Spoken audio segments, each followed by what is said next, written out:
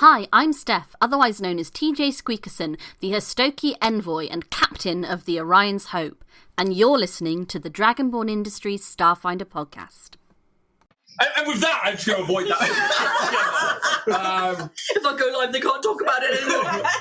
But no, and it was like, so she streams quite regularly, and that somebody commented that, and she read it out, and she was like, oh my god. Maybe. I do love a Toby carvery, and it kind of made me want a carvery. And I know we talk about food a lot, but do you like a carvery? Do you love a carvery? I love a carvery. Yeah. I am slightly more. I've never had a Toby carvery though in my life. Because you live in Cornwall. I live in Cornwall. Yeah, no, I've never they had a don't Toby. exist. No. But I think Sunday roasts are a bit mid. When you get it done right, then it's just... Yeah. Because I like making a Sunday roast, and obviously being a pescatarian, I can only really have fish, or I have to have a nut roast or something like that. And sometimes you get like the corn ones, but it's still never as good as having like a salmon Wellington or, you know, a really good bit of fish or something like that. But then you have fish and you can't really have gravy and Yorkshires. When I have a carvery, I want to have Yorkshires and I want to have stuffing, and you can't slather gravy over salmon. Like, and if you do, you shouldn't. And It's bad salmon. so recently that got me thinking about Toby carveries, and as well, so did Last One Laughing. So I've been watching that. Love is so good. It's so fucking funny. So good. And especially because I found myself not wanting to laugh while watching it. Yeah. Because obviously you want to play the game with them, and that's how they get you. that's the immersion. Obviously, Richard Iowadi's that I'm a huge fan of. It's just Richard Iowadi trying his best not to laugh was what got me there. Oh dear. Oh dear. Yeah, like, oh. Sweet Jesus. And he's like, you can see like the guy too, I was like bobbling, he's like that. Looking anywhere else. So, great TV show that we've just plugged for free for somebody else. Oh god, what was that first one? Like him and really early on, Hospital one. Oh my god! Garth Marenghi's Dark Place. That's one of the best and funny things I've... So good. Yeah. So I know that all three of us have done Garth Marenghi's Dark Place, but I bet these two haven't. No. You need to get on it. Did you ever do the Mighty Boosh? Yes. It was pre the Mighty Boosh with that kind of thing. Like Noel Fielding, Julian Barrett, they were all in it. Richard Iowadi, that's like the That's some theatre. fucking Marmite shit. Though. In all of their careers, like they're so much younger. They're like in their like early 20s. Jag. I took her to the staff room where the coffee was complimentary. It's just some of the best fucking one-liners, and it's just this like spoof. Linda, calm down. Get down off of there. Hello. It's ring ring. Hello. And it's like all about like bad acting. I said to Garth, I said, I'm not an actor. It's so good, and I think like that was like pre things like extras and stuff like that as well, which still had that same kind of like spoof documentary thing to it. Obviously, then with Garth Marenghi's Dark Place, it was like really abstract and very Noel Fielding's kind of like. I guess just like the Mighty Boosh, that kind of like extra stuff. It was really good, but if these two don't know about it, no point talking about it. I'm going to head straight That's up your homework for next week. Watch Garth Marenghi. I think you're just a bit too young for it. Yeah, actually, they probably are, aren't they? They are probably a couple of years younger than Makes us. it sound like we're 14. You young children. How's that beard going? All right, get both of the two fucking times. Double whammy. I mean, I've got it. Might as well neck beard, but at least. But One day, when you're 16. Aww. Your driving licence. It's getting ripped. Jesus. I could lit that fuse and just fucking throw it. Like, how old are you? I would have been 10 when it came out. Yeah. Baby. Yeah. Oh. When did it come out? 04. 04. God, is it really that late? Crikey. Feels like it was earlier than that. Definitely watched it too 9. young. Yeah, same. Yeah. Exactly. I was So 9 Channel years 4. old. Oh. Oh. No, I feel He was. sorry. I nenearly finished school at that point I would have been like midway through school. because I'm the oldest one here. How old are you? 50? If I look like this at 50, I'll happily take that. I'm going to age rapidly and decline fast into just a horrible dementia world. No, so I'm 35, so Yeah. I'll be 36 this year. Right at the end of the year, though. So in 2005 is when I left school in the summer of that. So... It would have been about year 8 and 9, 2004. Yeah. year 5 or 6. Oh, kids these days. You don't have to declare your age on stream, by the way, Tamsin. I am 27 forever. I've always been and always will be. Sure you are! For podcast listeners, I winked. It's so funny. I've started getting like grey hairs coming through, and I was like, "Oh, that's cool. I'll just let that happen." So I'm like taking my hair back to natural. Yeah. And I went to get my hair cut yesterday. My hairdresser was like, "Do you want me to take them out?" And I was like, "Why?" She's like, "Well, if you've got grey hairs, you can take them out." I was like, "I'm in my 30s. I expect to be getting grey hairs." You're having more of an existential crisis over this than I am. Chill, my dude.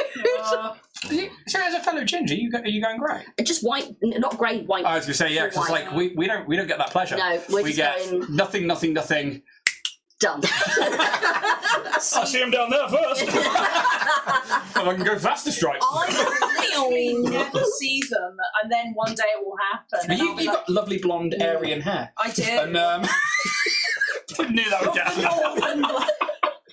No, it's because you do have that Nordic like blonde, don't you? I won't see the whites until like they're all white, and there'll be one blonde hanging on, making it all go, and then that will fall out, and I'll be like, oh shit, I'm white. But like, you know what? I shouldn't have started that with saying with the Aryan joke. That didn't work out too well. Well, I thought it was a joke I should have made. That doesn't get clipped. Cancel. Obviously, like I know your mum, and like I've seen her. She's got lovely white hair as well. And if that's the way that yours is going to go, I think it's going to happen nice and gracefully. I think it will suit you very well. Speaking of growing old, Steph, do you want to talk about our first sponsor of the night? Yeah, well, I really enjoyed last week when you guys just gave me a setting and let me riff with it. So do you know what? Do it again. Let's have a setting or a premise, and we'll see what happens. ttrpg player in a Starfinder campaign. Wow, So creative. In Cornwall. Who's actually works at a haberdashery. Go. No, come on, man. Look right. Okay. North Sea oil rig horror. That's the thing. Crack on! Okay. So that was the setting. What else did you need? Give me like a type of character. Okay, an old wizen crone. Cool. On a North Sea oil rig. Yeah. Love it. Okay. Casting the spell. Okay. What else do you need? You need the three things, right? So setting, Type of crone. character. Like a scenario. Yeah. That's a big B, innit? Big. That is a huge... Whoa! That is a kaiju! Oh! Base on that! Give me the base on that! Here, you guys are playing TTRPGs. Hey guys, I'm just gonna buzz on it. TTRPGs. It's in the Starscape. Yeah, that's Wow. That's got to be a queenie, right? Looking for a new home. Something, you're a bee person. She's a red tail bumblebee. That is actually about the standard size of red tails. Really? Yeah, the queens are even bigger. Damn. Yeah. She's got a fat ass. And there's a bee. And there's a bee. That's it. Okay, let's get into character. Jeez. Such a good There vibe. you go, she's in character for Thank you, Tamsin. That's so big. Out you go. Good, safe. No, not the light. You're not a moth. Someone gave me a light and moth. What is happening? This is what I love about Tamsin. It's like me, she'll like try and save the animal and take it outside. Save the bees, guys. Save the bees. So, Okay. And scene. This North Sea, oh, it be wild tonight, wild as my crony hair. Fuck a bee! What are you doing out here, bee? What? Land on my palm, bee. What's that? Bzzz. A portent of things rising from the deep. The fuck is this? Why, it looks like it's some appendage printed by Warrior Prince 3D. No, my bee. Well, I guess you're my newbie now. You must have come from www.warriorprince3d.eu where you can find all sorts of amazing 3D printed terrain, miniatures, maximatures, and more. Look at you, you're bloody beautiful.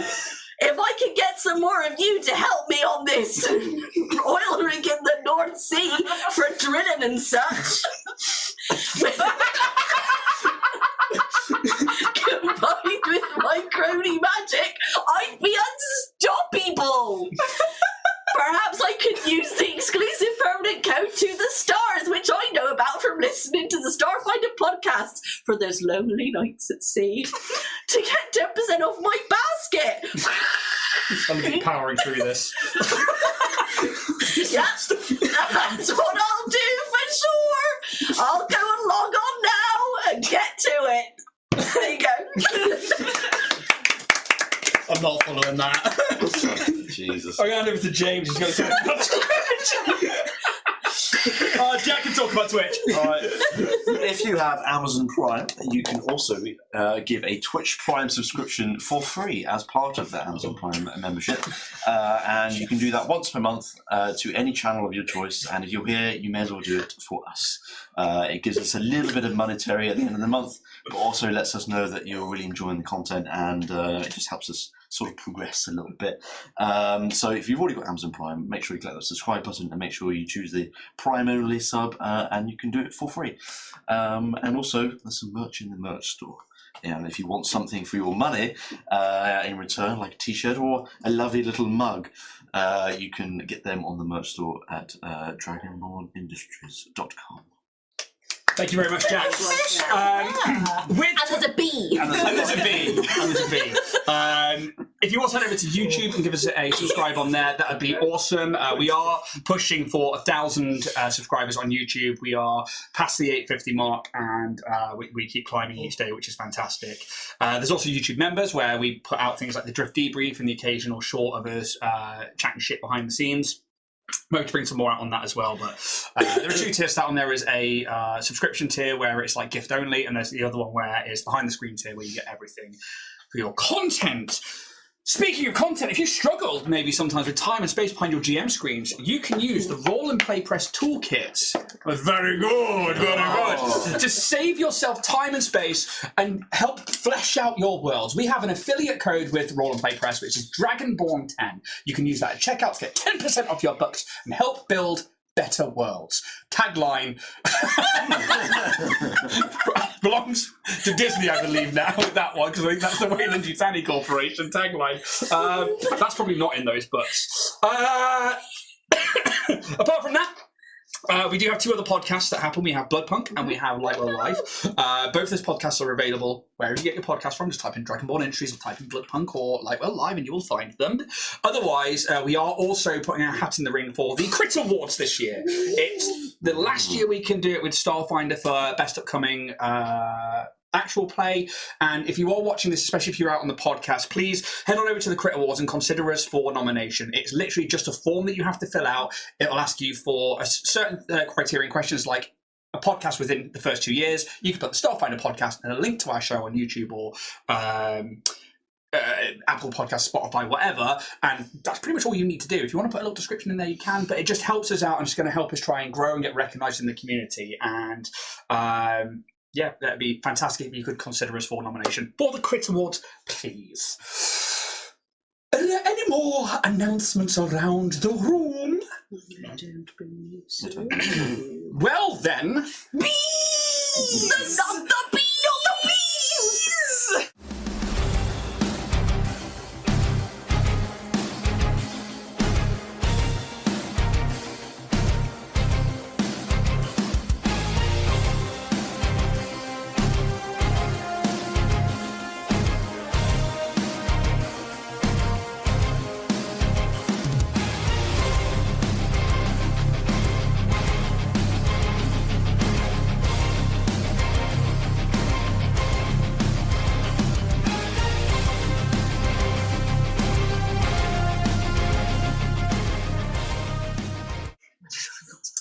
as the dust settles without music.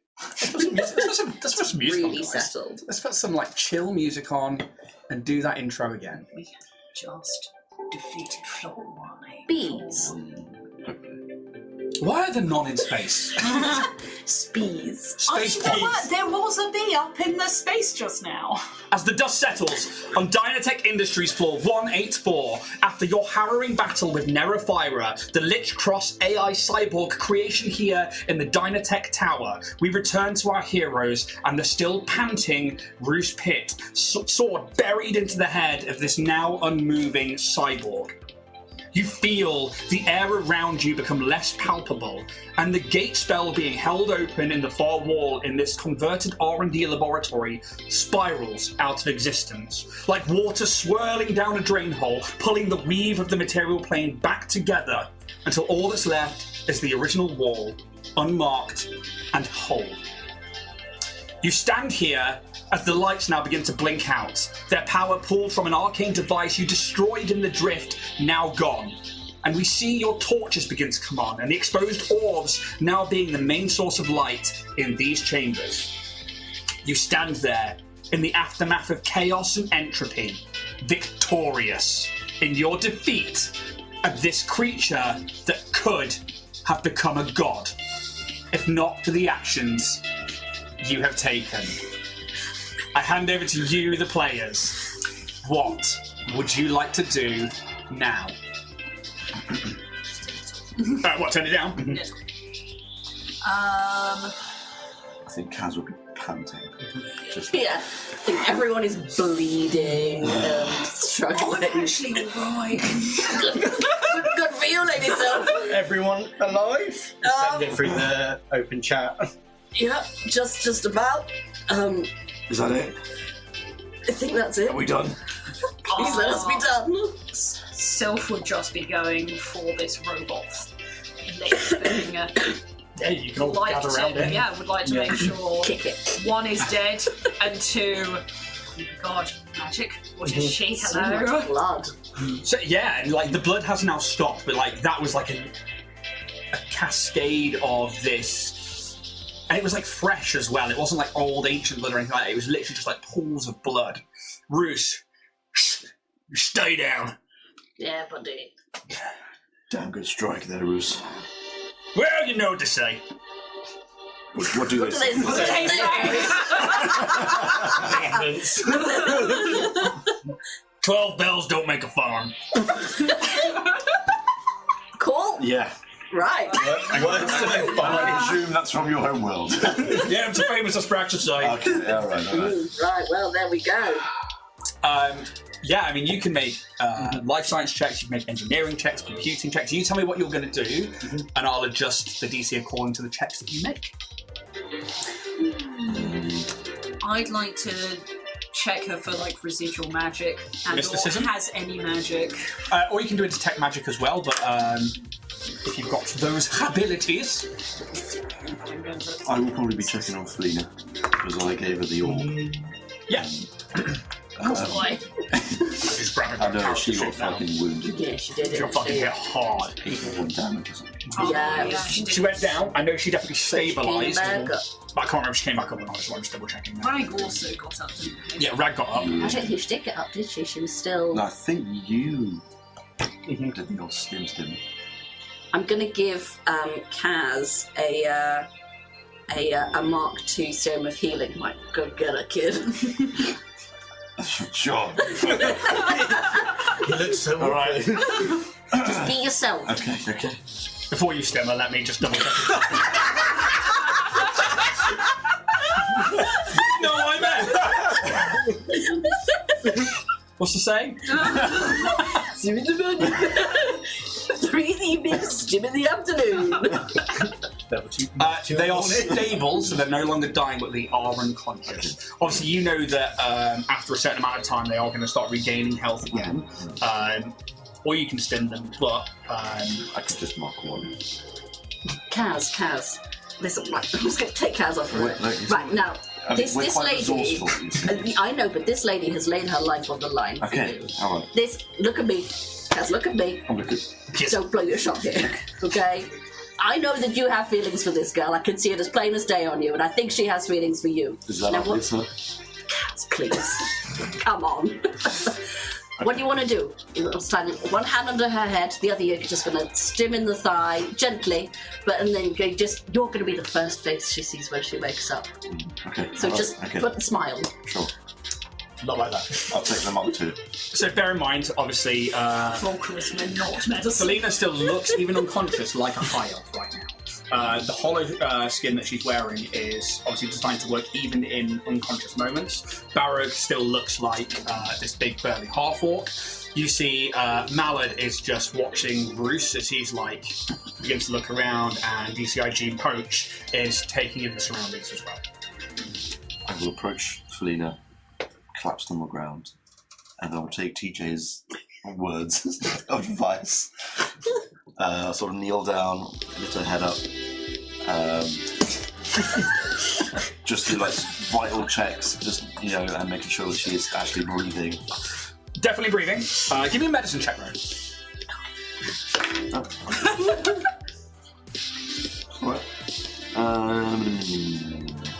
Music is very apt at this moment. 24. Yeah, you can see that there's blood that's immersed under the hollow skin. You can see past the hollow skin in this illusory bit. You see that there's blood come out of her nose and her ears and her eyes. There's a lot of mental damage. Okay. Seeing that she was at least still sort of stable, I will inject the Mark II serum.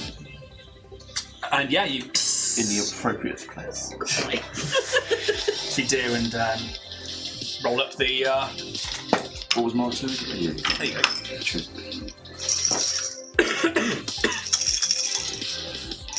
Go on, take that margarita. Mojito. 17. 17. 17. You watch her breathing come back up from that very still and slow draw. And those eyes open. They don't look like Felena's eyes because of the hollow skin, but you see these green eyes of this high elf as they kind of dart around. And you see a smile on her face. It took you long enough. And you see that I think the shot that we would have is sort of from the side, and it's Neraphyra's destroyed cranium in this like big sword impact. You then see like the orb that she was going for that was down by Felena that kind of like underlights everything here as we watch Kaz. I can sort of rub her cheek slightly with my thumb and just I'll be sorry. Wow, my turn to die, right? Please don't. This is great footage. There is still recording. You're getting that angle, I'm getting the other. I think Rag, who kind of comes across here, is like, because he would ruin a moment. Yes, he would. He's like, and just like kind of like leans in, like almost like half picks up Felena, which then takes her out of your arms, grabs you, and is like, I like getting a team back together. Makes me feel all warm inside. I'm glad you're still here, too. I got close. I mean, you beat me up good yesterday.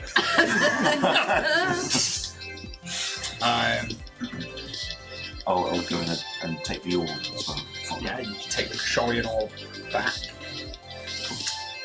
Right, well, my suggestion is we don't leave Dynatech anything to rebuild with. Let's wreck this shit. Is he Pez? Pez, go!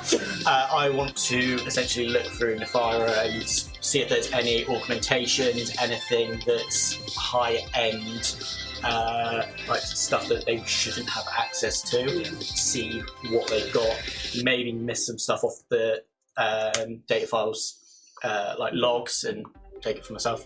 Cool. So give me a computers check and an engineering check. Can I help with the computers? Yes, as you look through the data logs and stuff like that. So for computers, that's 32. Yep. And then engineering, that is 34. Okay. So, and yeah, you were after. Sorry, I did. That threw me. So what check did you make earlier? Mysticism. And this is residual magic, yes? And residual magic or any magical items she has. Yeah, that's fine. So, the magic is definitely gone. You can tell that there is this residual necrotic energy, but that is also like depleting now. It's kind of like dispersing out. Apart from that, you can tell that the undead side of it is dead. Completely gone with that mysticism check there. There's no magical items as of yet. I will double check through their character sheet for everything, but because they're like one entity, most of this was based on tech. And you might find out why that's like that shortly. Because as you dive into the engineering check, you can tell that the actual stuff that she is made out of is called no-quill. This is a incredibly hard material. I'm just going to find you the amount of it. Say no quill. No-quill. N-O-Q-U-A-L. It is a star metal. It can be used to make certain armors, it can be used to make ammunition that have things like pierce, it can be used as a raw material, and it can be used to make weapons and stuff. All of the plating is this star metal. I just need to... I will have to work out properly how much there actually is there, because I actually haven't looked into that. I just know that she was made of it. But you also see, as you go through it, obviously there's this like dampening materials used to stop things like electrical surge, and that's part of like the construct communities and how they were built. But you actually start to find that there is like data jacks that she was already like plugged into these like brains and stuff that she disengaged from. But there is a hard drive, which would have things like memory core access and stuff like that. Yeah, I'm going to try and be like, can you, I know it feels a bit wrong, but can you help me take the no-quill off her? I think we can put it to use. I think there's a moment where she's just looking down at sort of the more organic side of this, the elf, and just sort of like, she just touches her face and just sort of like moves any hair out of the way, and she's like, yes, of course. I'll hold it. Thank you. Yeah. With that, I just start almost like the feral sort of goblin instinct in me. You see me go, and then you just see me go and hold the hard drive in my hand. Just and you know with that hold it up like there's 10 commandments. You would know that there would be the memories or any recordings and stuff like that of Neraphyra would have been saved onto that. It is basically a computer's hard drive. We should check that. Yes. I mean, you could fascinating also access it and have a look through. Let's do that. Should we do that when we're safer or outside the floor? We are contained here, though. Aye, I think maybe now is a better time than any. I And would Jean say so. really picks up. Is there any Gee. is there any power to this floor now? No. Okay, so computer use. Yeah, personal computers. That still works. That's what it's in practice. Yep. You found those high capacity things, and probably got enough to jimmy rig something, right? I mean, I can give it a go. Go on, kid. Back your strikes.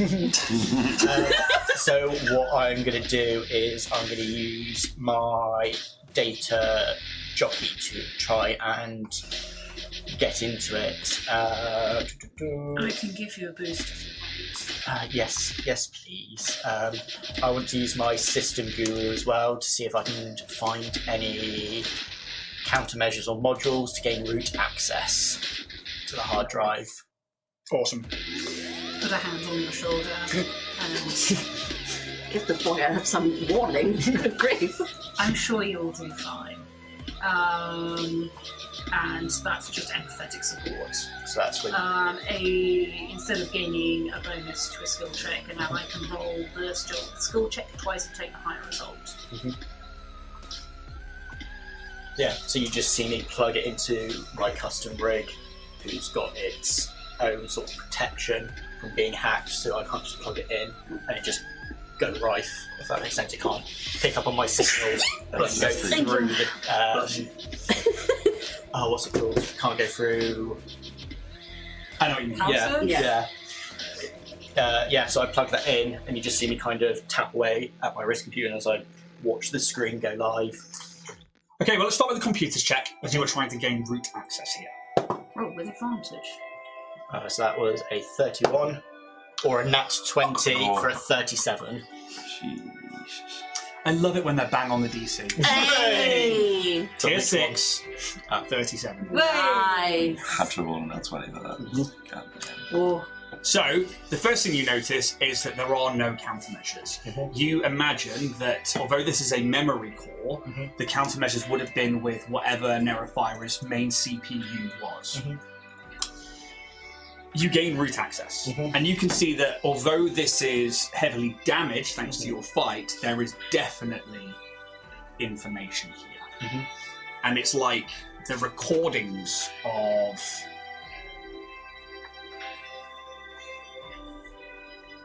Neraphyra. Let me grab. Hi guys, it's Neraphyra. Welcome to my vlog. Today I'm just gonna Soulfire, what are you doing here? Today I'm just gonna try and be ascending to godhood. Hashtag God life. Haven't seen the sun in 500 days. I've got a lich on my back and I'm loving life. You can see that this is like recorded in the sense that like it's a video file. Like they are not just like recording data, but like also their optical, their audio sensors.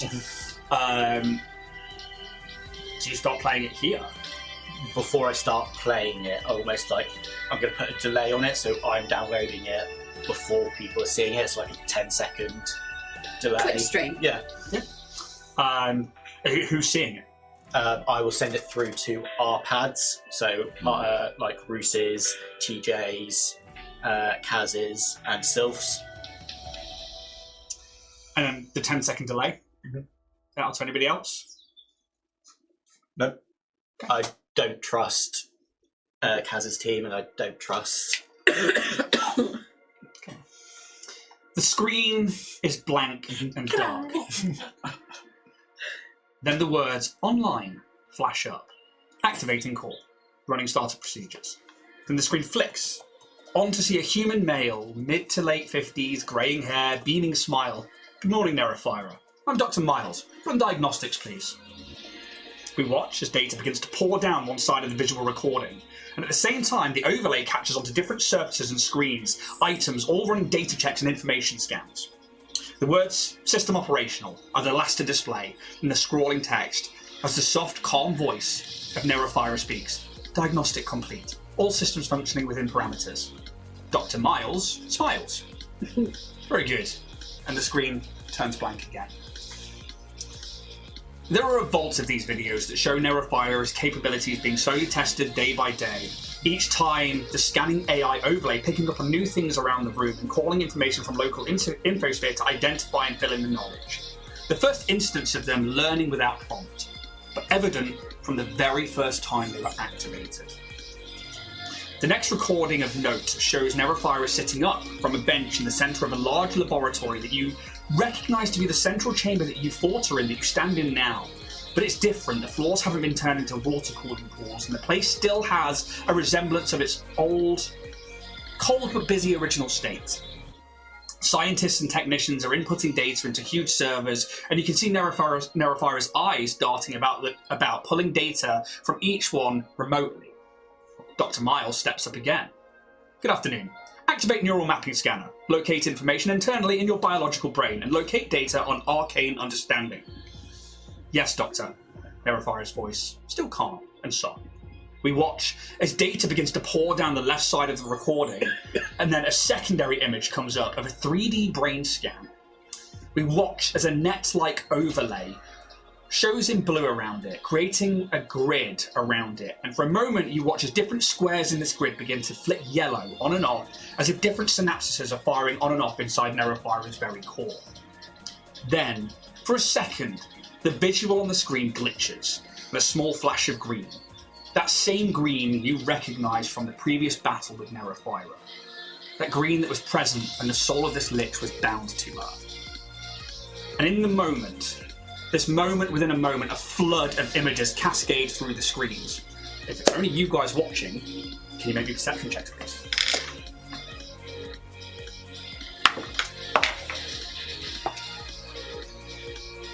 Baz. You're pulling the stank face. What's going on here? That's all right, I'm getting the skills. 35. Self, 16. 26. 26. 25. Okay. At 16, you still see things, don't get me wrong. You see these scrolling images flashing so fast that most people wouldn't be able to notice or pick them apart. Some scrolling images are just gone to you, but some that repeat are of the drift, some scapes in that, and then some green energy. 2, fast to take it all in, but for a few brief moments you see like a medieval town from above and people fleeing. You see the drift from a familiar platform, and you see a gemstone that power is being poured into, and then some flashes on this battle platform. That's all you pick up on. The rest of you grab that, but also the building of this tower, rising stone and raising stone from the very ground. The populace of this town dying of some necrotic plague. Then the wait, this long, eternal wait. Then you see an Iodara opening and a being coming through, a Lashunta male, a familiar Lashunta wearing simple leather armor carrying an orb. Then the void of the drift and that endless wait again. And it's like you see it from the view of a bird as this vision of this Lashunta, you like swoop down on them, and as your vision makes contact with them, it goes black. And we're back to this endless wait again.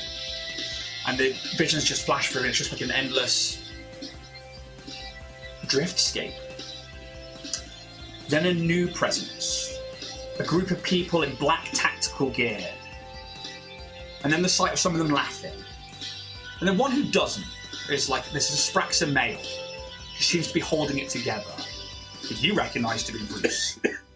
The sight of this team now searching the town, and then that same swooping bird, you drop down and seem to enter their minds. But that's where the image ends again, and the next begins. And this time it's the team in front of you fighting against the imagery, if you were watching it fighting against you, but with technology and weapons.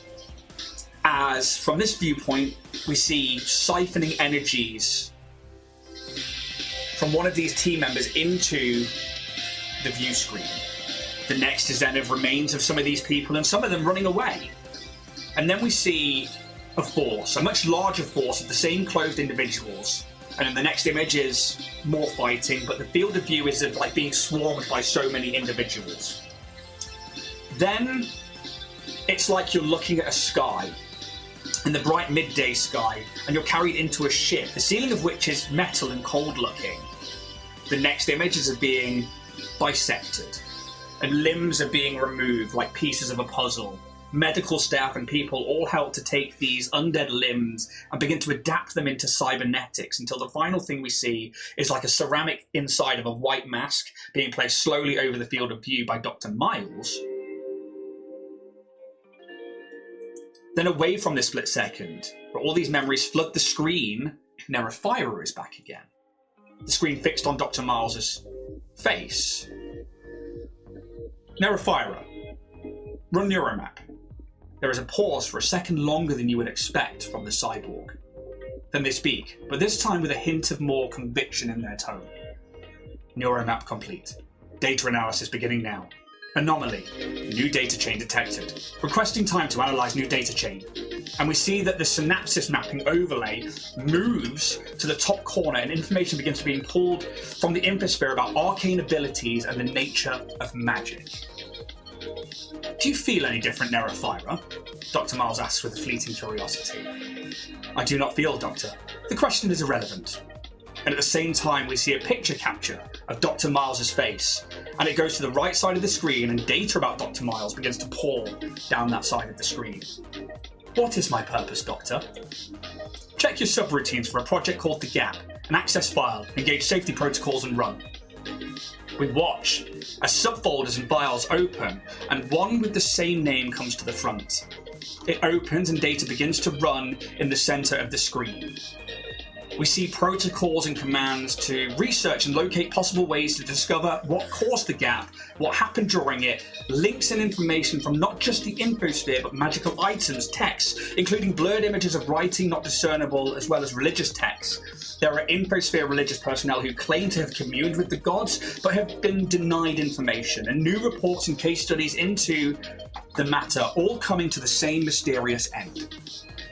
A torrent of information begins to flare up on the screen, both from this folder and also from Neraphyra's massive processing power that reads and begins writing its own subroutines on how best to achieve archiving this data and putting it to use. All at the same time, that brain overlay in the top right begins to flash in different squares as Neraphyra begins accessing arcane knowledge and abilities from the biological mind inside. Dr. Miles from behind this data smiles. Very good. And he gestures to the room around that seems to house all these different servers and personnel. You will be my crowning glory. And if I get this right, Dynatech Industries' crowning glory too.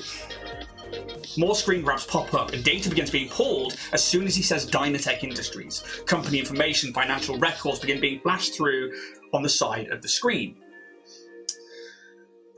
A future perfect cannot be obtained without first understanding the past. And again, Dr. Miles smiles, and then he turns and begins walking to the heavy doors across the lab. The data on the screen continues speeding up faster and faster, pulling information from the furthest reaches of the infosphere and cross-checking it and analysing it against scraps of tidbits of information like images and text, always finding more and adding to the data vault. All the while information on Dynatech Industries floods the other side. All its contacts, its deals, every financial transaction, every mission. And we see as they dive deeper, they even begin to push past firewalls and security restrictions to gain access to the data it's looking for. Then we see Dr. Miles approach again, looking a little more tired than we last saw him. There is no way of knowing how long this process has been going on for, but he doesn't smile. Neraphyra, the data on the screens continue, but is pushed to the sides. Have you been hacking into the company's internal systems? Yes, there is relevant information needed to fulfill my primary directive. Even the financial bankings of Dynatech, its security protocols, especially. The company provided this directive and the company is slowing me down by not giving me full access to all quarters of its data vaults. Run diagnostics and check safety protocols are engaged. Yes, Doctor. Nothing changes on the screen. All systems functioning normally. There is a pause from the two of them. And slowly, Dr. Miles says, very well. Dr. Miles begins to walk away, and Neraphyra's view stays on them as they leave the main lab and begin to walk around past the glass walls. Neraphyra's gaze watches him the entire way until he heads out of the lab via checkpoint Alpha. A small square pops up on the HUD, and we see security camera footage filtering through each Dynatech floor very fast, until we see an elevator a few moments later open up on another floor.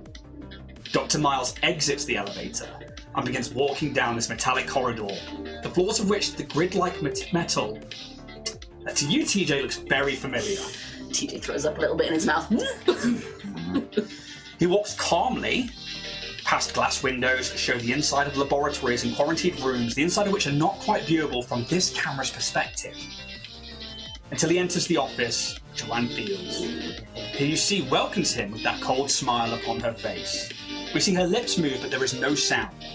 But another box closes in on her mouth, and we see Neraphyra accessing a lip reading protocol. Text reads, "Hello, Dr. Miles. How can I help you today?" A screen grab of her face is taken, and personal information begins to be pulled from company records. Dr. Miles walks into her office and out of view of the camera. For a moment, we see the box go blank, and then a code appears. And we see segments of it highlight and change for a few more seconds. And you wonder what's happening here, but the two of you know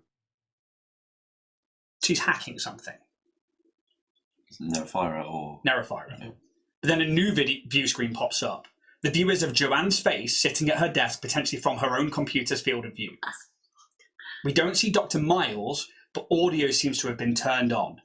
And this time, we hear her say, "And what data is it your little project has been pulling?" All of it. They've been researching the company as we expect, and we expect a self-learning AI to do, starting from the beginning and getting a base knowledge of the company. We noticed, however, that they began to override security subroutines around our data vaults, armories, as well as logistics, inventory, and financial.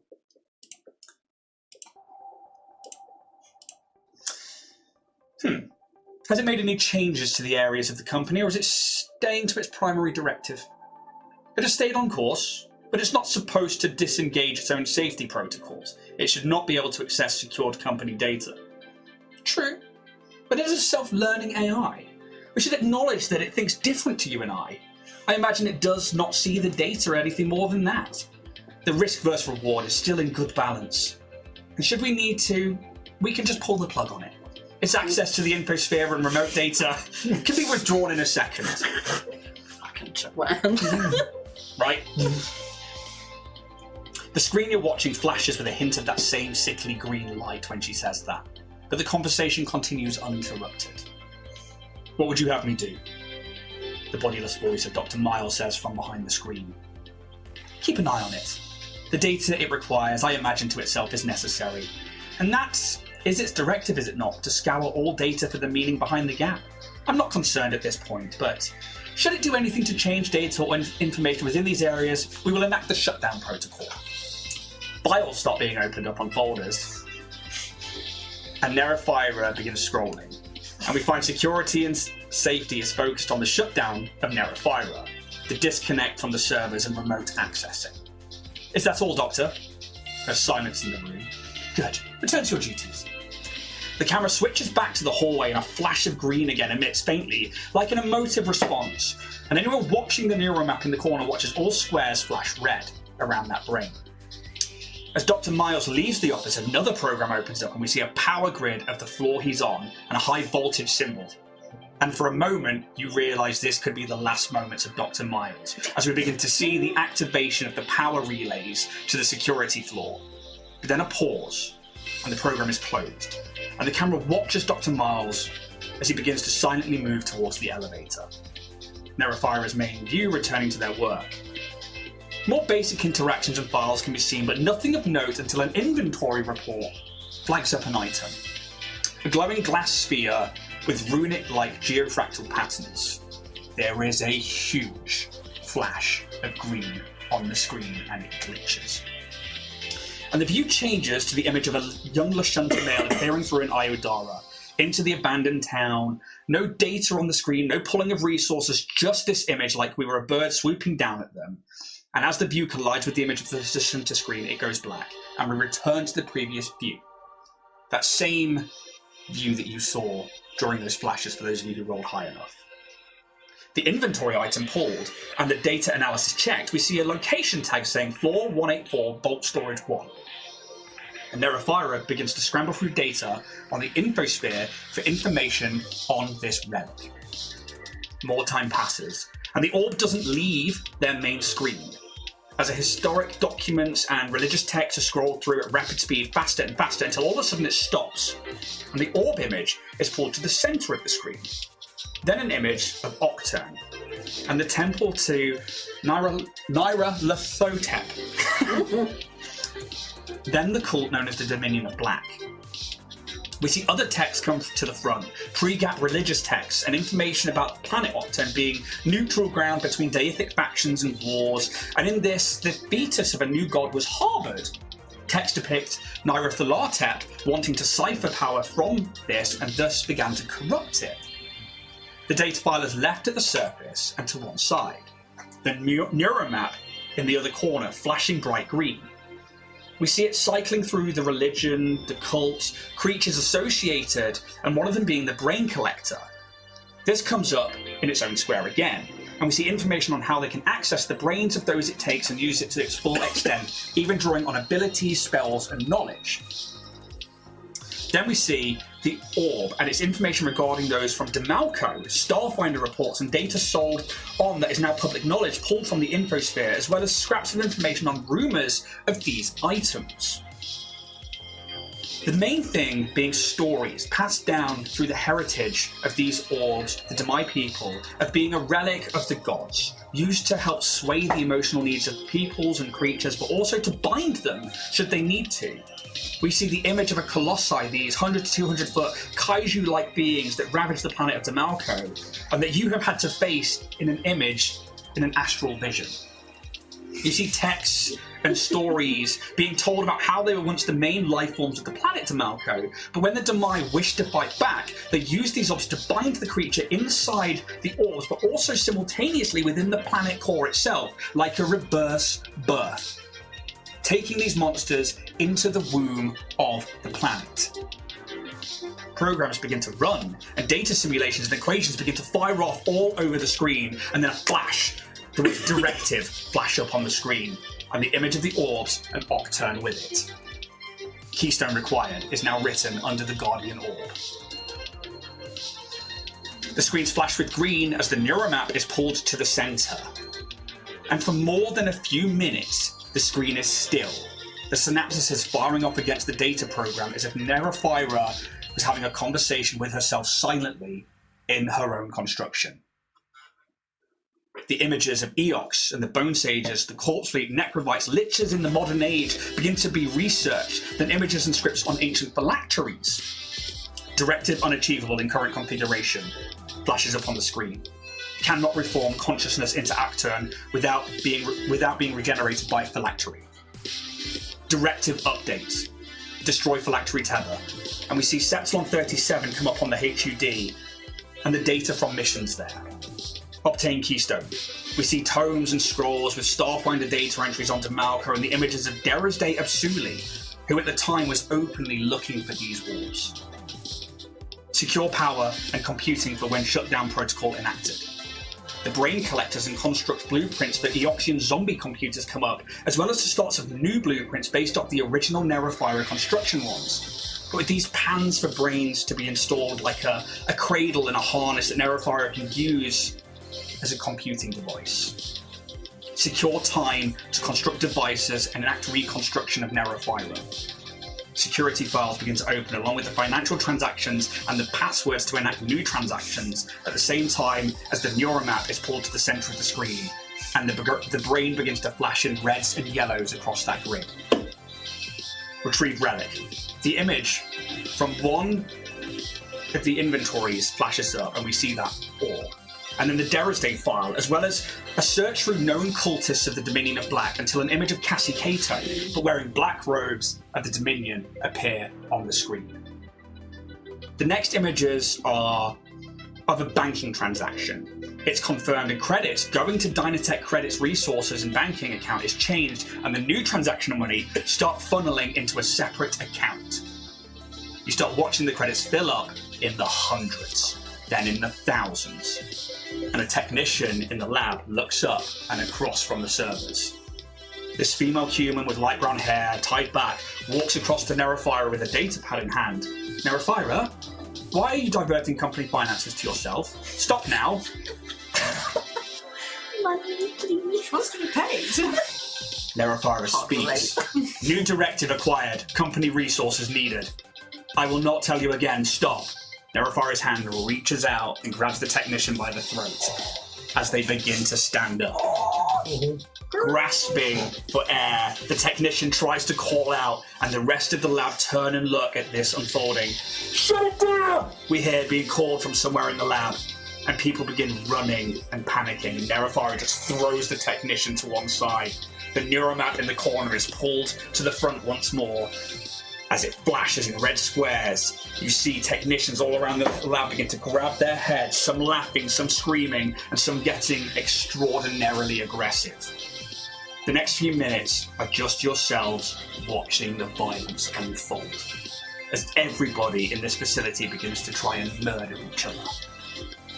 What we do see is a screen flash up on the same HUD of lead scientist Joanne from her office computer, and her picking up a comm unit. Enact quarantine on floor 184. She presses a few buttons. Rena, disconnect all power and seal the floor shut, please. We have a containment issue.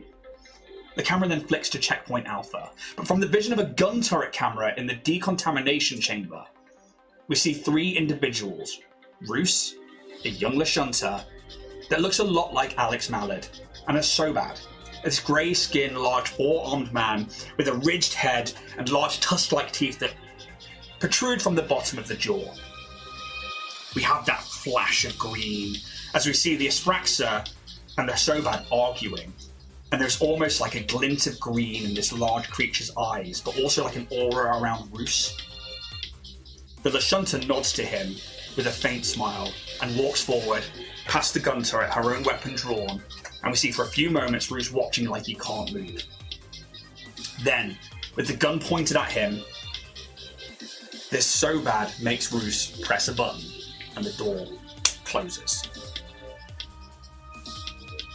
We see a flash of green and the view again, like a bird swooping from the turret camera through the door and into these 2 beings, this Asphyraxa Roos and this Sobad, and the flash of a gunshot. The next screen starts to flash by, and you can tell time is moving forwards. Floor 184 lies in darkness as Neraphyra surveys their surroundings. Their arms raised, and a small portal opens up in front of them, and they gesture, a beckoning hand through it. We see from their vision that what's through the portal is like a large area of skin and tendrils. And we see 2 brain collectors come through the portal into the laboratory. We watch as Neraphyra begins to magically reconstruct the lab as the brain collectors go off and start collecting wires and resources to bring back and add to the new devices. Between them, you watch as they construct the cradle in which Neraphyra was harnessed when you found her, creating the pans and having the brain collectors deposit the brains of scientists from this floor into them. Now, in place in the centre of this new room, the room you have seen, Neraphyra stands. The frost and entropy are now present throughout this room.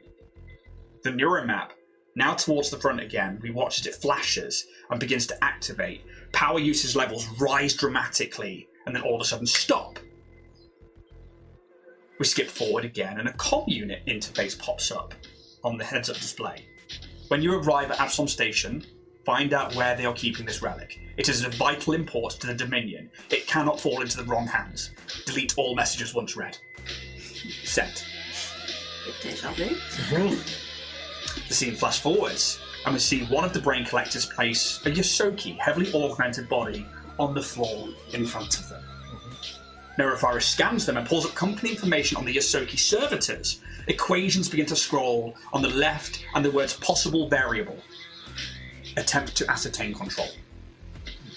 As she reaches down and places a finger onto the servitor's cortex augmentation, we watch the body twitch and come online, and the words data wipe flash.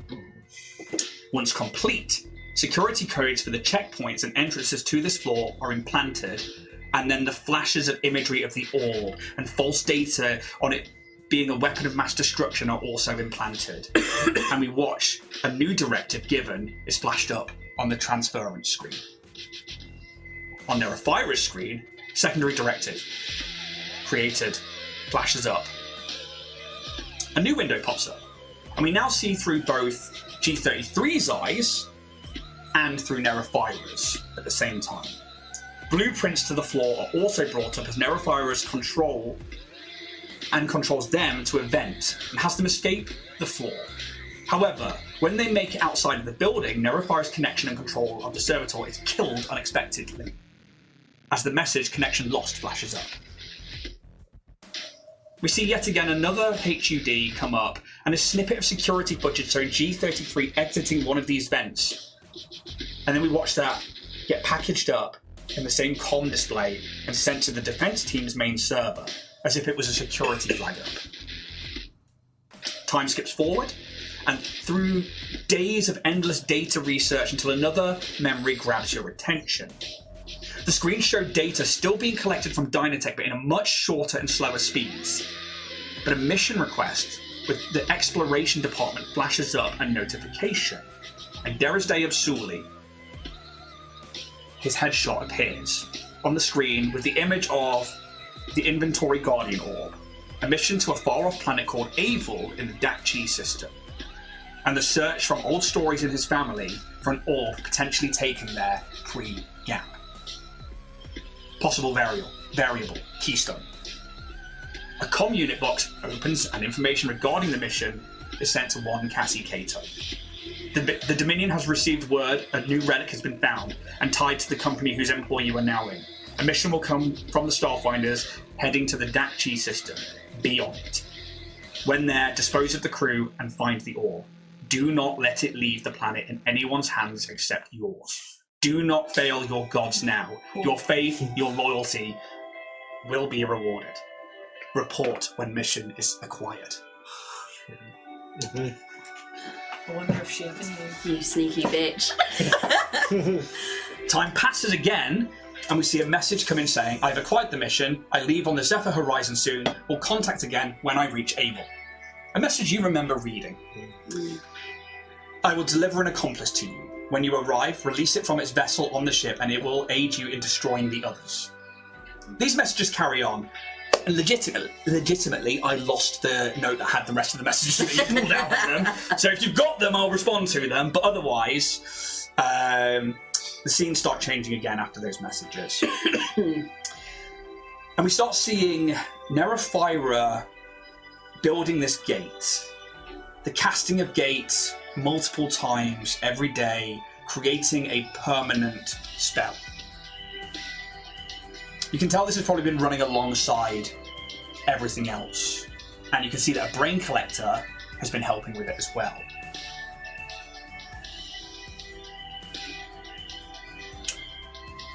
You then see the construction of the power siphon.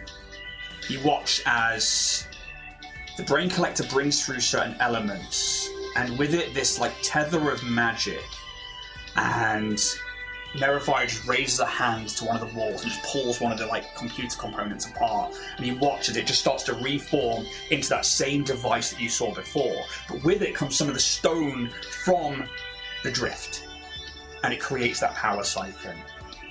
The brain collector takes it and moves back through the portal, and you start to see power coming on in the room. Time again skips forward. And now you start to see in the darkness that brain is pulled to the center and left there. And eventually synapses start firing again. You see data scanning begins to scroll the left, and eventually you see them scanning for something. There is a flash of green, and we hear, "Ah, my little vessel, welcome home." And as that flash of green happens, we now see through the eyes of the new Yosoki servitor body, like we did before, but after the point in which you were disconnected from them. Directive flashes on her screen, and we see the orbs flash. And you start to see that a memory transference is being started. Your images, crew images, pictures of missions, scans, everything you've done is handed over to Neraphyra, just as you predicted. Maybe involuntarily, but still. Once the transfer is complete, we watch G33 turn around and through both his and Neraphyra's eyes head into the pool of water, under it and through a duct into a new room. The room in which you found him. They walk over to the center and inspect the body of a scientist. G33 looks down at the name tag and over to the door. You see Dr. Miles written on it. Here at the door, they take a data jack cable from their own net and plug it into the door panel, and a power transference begins. And the door starts to open as G33's eyes go dark. The next video recording of that of your crew making their way through the facility. And you see the neuromap in the prime position. These fucks. Every time somebody enters a new room, something fires off, and you see a little flash of green. And then you just see the battle. You see directive flash up so many times. And then you see the final flash of solar energy. Critical damage threshold met. And then the screen glitches. And Neraphyra is no more. But her memory is physical.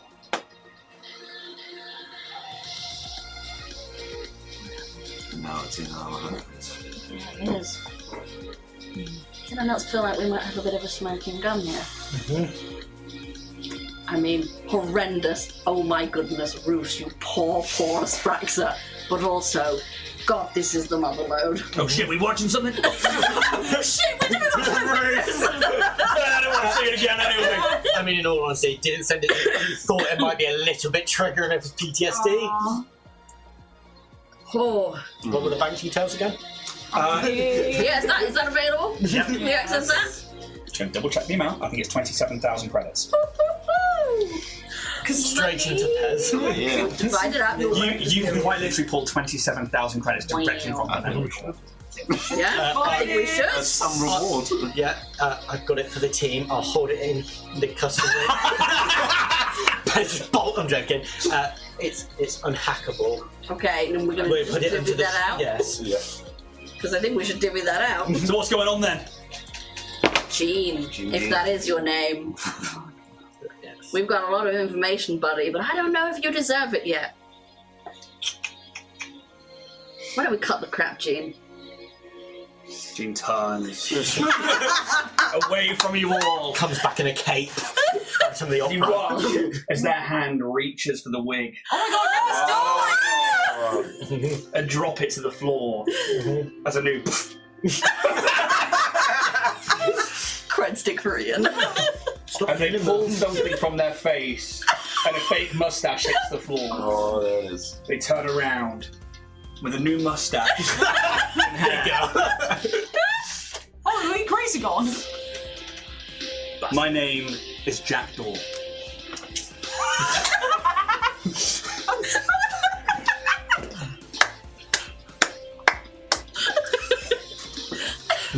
Core? Just gonna get his notes. Give me 2 seconds. Mallet is like. This is Gene. Oh. You watch as he pulls a secondary data pad from his clothing and flashes a steward's badge. Oh! I'm a high-ranking investigator focused on interplanetary crime, jurisdictional disputes, and internal corruption within the Pact worlds. Damn, Gene, Jack. I mean, that's hot, man. But Gene! What about Dynatech Industries' internal affairs? There was no internal. There was no internal affairs. Always was. I managed to put the job together and get it passed. It's weird, 'cause he's still doing the intonation, but it's like a normal voice. That voice you still heard. I have been trying to get the dirt on this company for a while. To act a warrant for Professor Nimbustein's arrest. And if you've got the final nail for the coffin, I can enact that now. I've seen enough here today anyway to say that it threatens the Pact. What happened on Kashoria is enough to threaten the Pact. Dr. Grimm has been very forthright in certain aspects, but we are still waiting on more. But if we can get the bastard now, and there's no intonation on bastard. Weird hearing you say it like that. I think. What happens with the doctor? We will take him in, we will arrest him, and he'll be tried for crimes against the Pact. Good. As he should be. At some point, we've got to take the shot. I'm going to take it now. We've always known from the onset that this is what the Starfinders wanted from us when we first met them in the node, they said they wanted to be able to get the stewards involved. The Starfinders have been very, very helpful in this investigation, and... Alright, Pez, put your tits away. I intend to go upstairs right now, but I will need help. I don't know right now. Is everyone bleeding heavily? I need at least a bit of a rest. What do you need help with? Just getting out of here? Just making sure we can apprehend him. I think that If He not, has we some can... powerful level magic. he does. You're powerful level allies to me. We're also very hurt. We can give you the footage. I'm worried that he is going to run if they know we are coming. Okay, Why I would like to go in quickly. well, Gather any evidence. how do you intend on actually arresting him this time? Do you Or do you a have anything warrant? upon you? I have the warrant ready to go. Oh, shit. All I need to do is press send, and the steward should get back to me very quickly to say it's been approved, as long as I have evidence. Does that clear us for citizen's arrest? I'll be doing the arrest, but you'll be helping me keep them Contained. contained. Just as long as there's no legal backlash coming our way if we... You'll be helping not only Absalom Station, but the Pact Worlds. If we're going to do this, we're going to take a copy of Yep. this whole hard drive. Pez is already on it. Good. If that is this being's hard drive, then I would appreciate that. It's also there's blueprints and things for floor plans, which is what we've been asking for Geeky to find for a while, which is helpful. Has all We of everything on that. Do also have access that will take us up to just below board level. I With the warrant? I take out the key card from my my pouch. He smiles. Man is like, what's going on? Don't worry about it, love. Bruce is like, I ain't gonna lie, that's a lot. And you see Felena and Rag. Felena is like, if the stewards are involved, we're gonna step out now. That's understandable. Rag's like, yeah, I mean, Yeah. we say one old man, you got this. Yeah. It should be alright. Well, As soon as you get out of here, you can be on your way. sounds good. I think when we make if you are heading up, we'll head down. Bruce is like, I'll see him out. Narratively, I can take him out of the picture. Sure. 5 tactical weeks. Just posing a question. Rena. What will we do about her? Can I believe she be an ally in this? I don't think she'd get in the way. I think Rena wants whatever her long-term goal is. Her short-term is get the corruption out, and whether she wants to plant herself in that empty slot or what that will bring. I get where she's coming from. I just feel like we're going to encounter her on the way. And Is it more helpful to have her on side if we have this evidence? It's probably she wants to be on the right side of this. James is smiling at me. With root access to her things, do I have her logons and things? Her access, because she'd have to have some sort of So she was hacking everything. Yeah. her own root access to herself, and then everything else. You can see that she's just been absolutely hacking away from firewalls, and they constantly change. So as cool as that is, Yeah, no, that's overpowered, but I'm going to ask anyway. hell yeah, don't ask, you don't get. Yeah, 100%. I think it would give more credibility if we had the head of security on our side. Less likely to find resistance if they see that the security is... A private militia also can't stand in the way of an official arrest warrant. we let her know that it is an official. And I will. And, she can make her own decision from there on. Hopefully I can stop drinking milk and whiskey. Why did you make that choice? I get into character a lot. I mean, Sometimes I feel that. If you have any healing you can do, now might be the time. But I don't think they're going to put up too much of a fight. Oh, you saw what they did to that kid, though. You didn't do much investigating down there, did you? No. So, I did. Tell us, Gene, Jack. Mr. Door. Mr. Door, that makes DCI Jaw. Just investigate a door. This is definitely a door.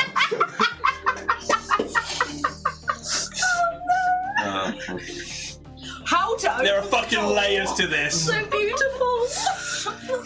Oh, I went walk straight into it.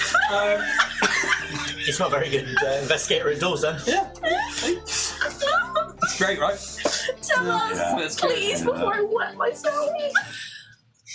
After your tip to go down to Lost But Still Loved, I also asked about Nimbus dying. I saw the footage that you showed me, and I also came to the same conclusion.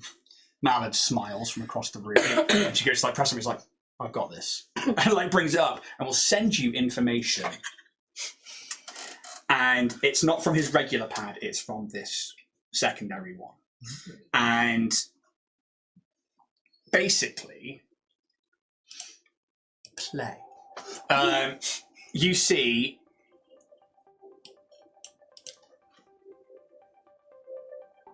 They're like medical records.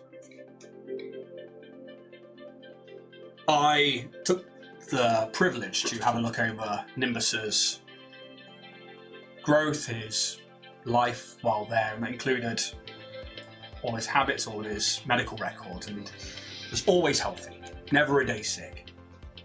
Very strange, not unlike children are petri dishes for plague. And that struck me as unusual.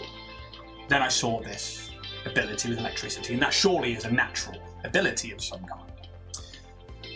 When I went to go see the medicals, they are all robots, they're all devices, because it's an orphanage, you don't have professional medical care there, it's literally whatever they can get hold of, so it's all programmed computers. All of his records are doctored, pun not intended. It was so good. It was, but I'm not into that anymore. Sometimes you have to leave the character and kill your darlings. Miss Gene. Fuck's sake. I miss him too. He was fun. He didn't grow. He never changed in age. Oh, 27 forever. You say that. His infantile body, then the next medical records are of a toddler, then of a child, and it's not... It was strange. All of the reports came back as a synthetic organism. An android. But androids don't grow, they're built. They're constructed. Which means that somebody constructed a new body at different intervals of their life and then changed the medical records to fit.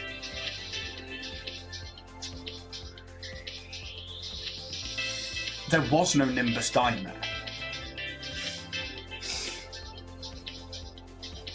But all of his medical records flag up as human. After the fact. Exactly. The podcast is Sylph is pulling a bass. That is very unusual. Why hide an entity at an orphanage and lie that they would be human? Why not just create an android? Why this whole rigmarole of this orphan, this... But they were never human. And that power relay is because they had a huge power core.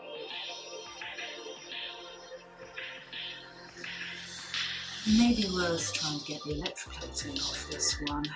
We might need it.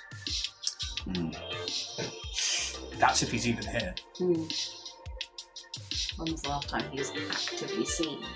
Dr. Grimm even said he hadn't seen him in person, only spoken. Maybe Rena might have spoken to him more recently. No one has heard yourself. So with No the one arrest warrant, we knows. can find out if he's here.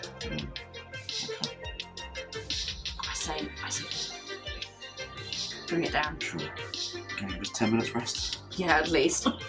Take those short rests. I mean, you can say that you're doing that during all of this. as well. Yeah.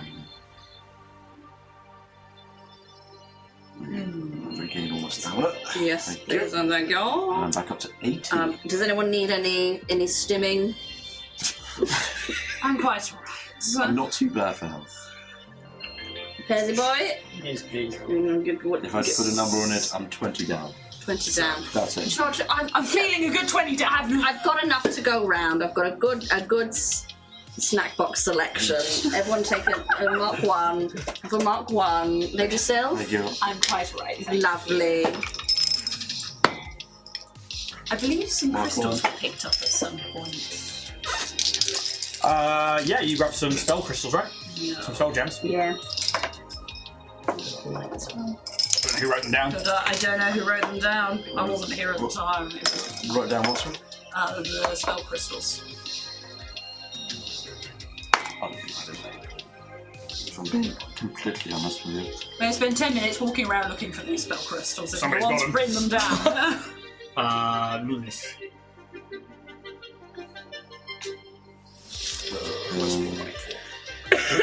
Four level 2 gems, 1 level 3 gem. That was it, and I said you could choose the spells on the We wheel. got to choose what spells. Yeah, there you go. Hot diggity shit. We, however, will need to leave this floor and see Rena first, which means heading back out to Checkpoint Alpha. Sure. Bruce and Alex is there. Something you want to look for first before we do. Yeah, I wouldn't mind seeing Lotep and saying goodbye, if you don't mind. Of course, go By for all a buddy. means. And you guys can take your time to make your way round. Roos sort of leads the way with Lotep, and you guys kind of hang back and let them do their thing. And there is actually a handout here for Alex, but he's not here. As luckily I have it written down as well. The 80 synth mic is just banging. It's nice to have something happier for a change, because it's been like 3 weeks of like. You eventually get to Checkpoint Alpha. Obviously, you were at Checkpoint Omega for coming into here, and Roos stops about like 15 foot away from where the body is. Sort of like turns to Lotep, to Alex, and is like, "This is where Sport is. I understand if you don't want it, but it's a hard look. No, I want to say goodbye."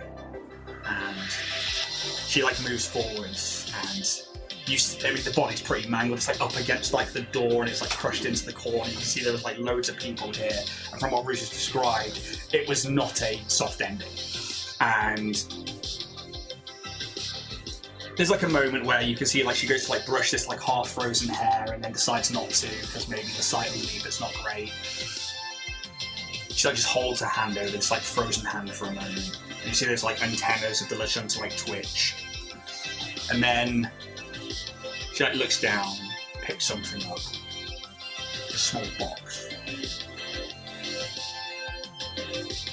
So it walks back over towards Roos. And how close are you guys? A respectful distance, but probably still around. If there was a grid of 5 feet, what's a respectful I'd distance? say like 20, 30 foot. Yeah. You can all give perception checks then. This is auditory.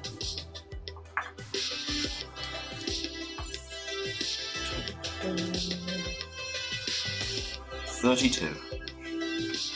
24. 15. 31 for Bear and 21 for Pez. What'd you do? That's why I'm joining it, mate! That's why I'm joining it, mate! That's why I'm joining it, mate! All my fucking TikTok at the moment, I swear to God. It's like, yeah, call the police! Oh, that's why I'm joining it! Fucking hell, fuck off. Bear's doing this thing that like all dogs do. It follows whoever's in front. It's like, hi. It's got your name on it, Bruce. And it's just like you hear that, and then you see it's like a small gift box. And Ruth just takes it, reads a note that's on it. Let's go get a drink, eh? He just kind of puts it in his pocket, his armour. He picks up the body of Latex. It's pretty mangled. It's not a pretty picture. Like picking up liquid. In a sec. It's frozen. Kinda. That's the only thing holding it together. Yeah. It's like Lashunta slushy. like a bin bag filled with slushy. Oh, Send that to Soulfire. Crit Awards, guys. Best description. There we go. As you guys, I imagine, begin making your way back to checkpoint Omega. Yeah. Yeah. Eventually, you bang on the door and you send comms, and the door is unwelded again. Hello. Rena is like, you know, does a few like basic comm message like, checking it's you. It is us. Yeah. Don't worry. Give of a camera skateboard. Give me a diplomacy check anyway. Okay. I'll give her a sense of motive. That's a billion. I've been rolled tonight. I want to roll It's very something. high now. 5. True. But she's got a million on her sense. 37. Fuck yeah. I assume you're telling the truth and this is a diplomacy Oh, check. yeah. Please, it's cold in here. Let us through. And you see that the door is unwelded, and as it opens and you have come back through the contamination, through one of those checkpoint turrets again to the other side, you see this, you know, quite a lot of defense team members there, like fucking guns on. Yes. And you see Rena with this same kind of staff on her back. And she lets go of it. And We'll contain Rena. thank you very much. Disposed of. Thoroughly. Doctor was found. He is long gone.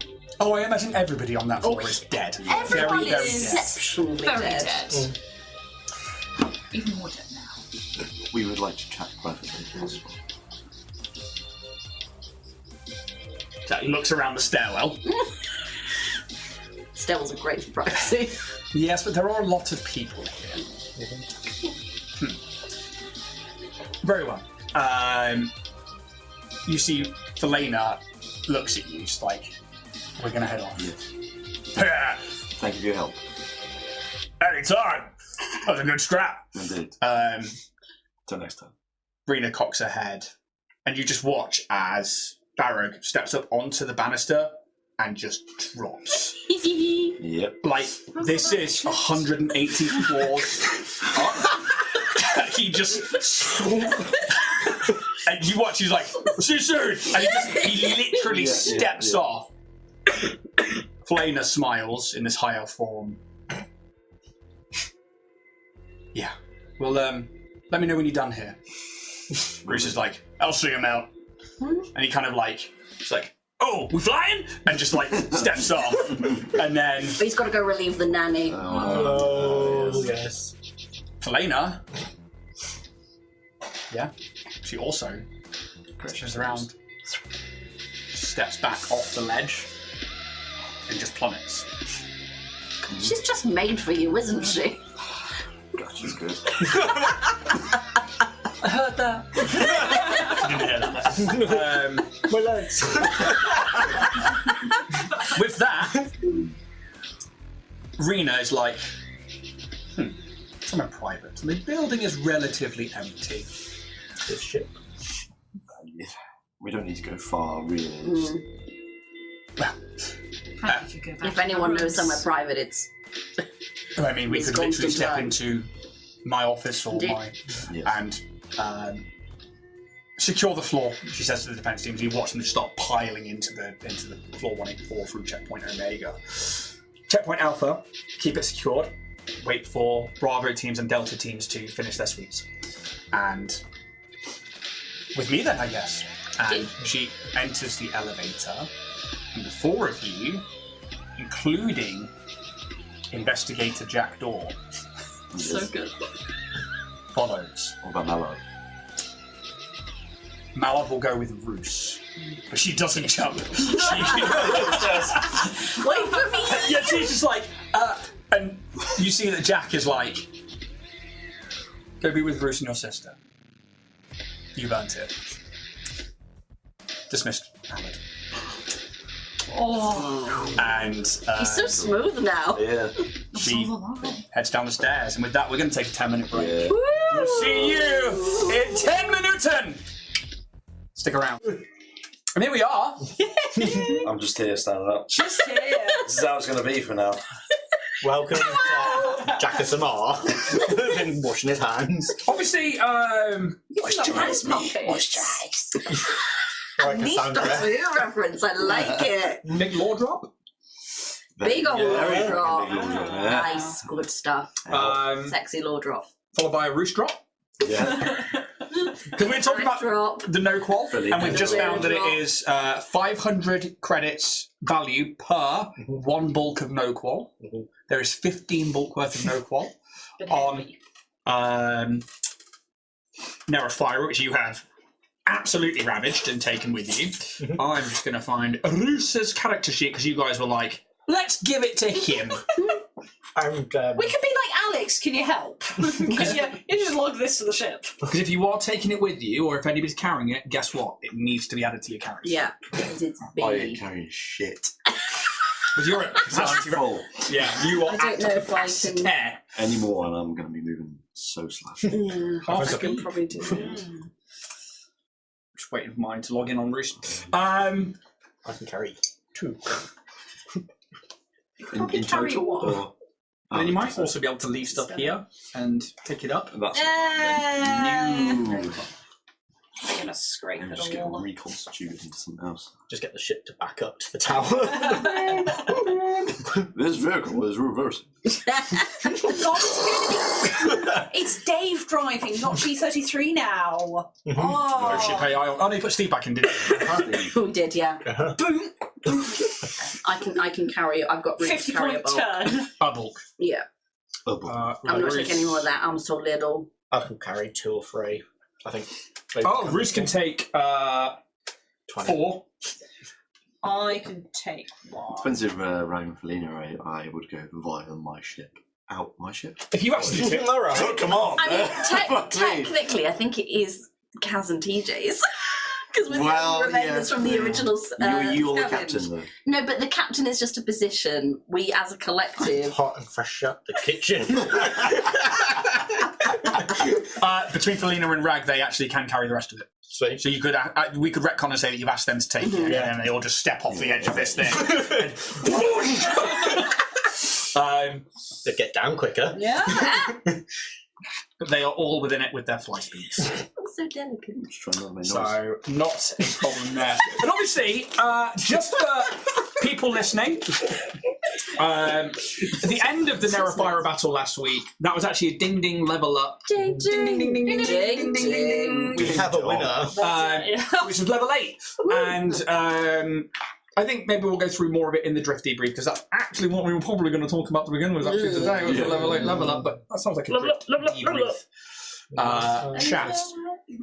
As the guys leveled up to level 8 with the end of that fight, which I know is quite quick succession from level 7, but again that was a massive undertaking, one of the milestones in this campaign.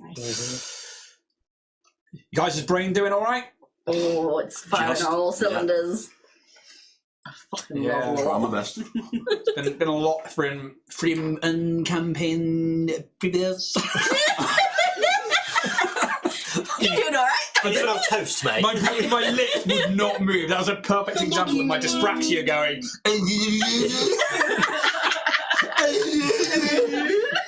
My lips just like grew like a snail's eye. All right, Adam Sandler. And I just couldn't get the words out. So that just turned into. So a lot of lore coming in from. Laurel. It's a lot of law. It's a lot of lore coming in from obviously pre-Ep 1. Yeah. Obviously, it has been affected Wild. by Alex just coming into the campaign and things happening, but obviously that's the nature of lore in a campaign. But the majority of that has been a big one that I've been waiting to let loose, and a lot of today was spent making sure I'd written that properly and like had like everything like all my ducks in a farm. And I just love saying things wrong. Yeah. So I guess we should probably jump into part 2. Let's do it. This episode as play. And play. Good. We'll find his place. Do.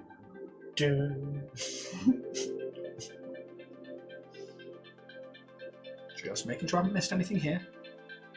Okay. Eventually, you enter a lift, very similar lift to one that you've been in several times before for, I was about to say Calyx and for TJ, many times, but Calyx isn't here, and TJ and Kaz are actually probably the only two now that have been up and down these elevators a few times. Old hats of this elevator game. Oh, yeah. Rena stands around with you as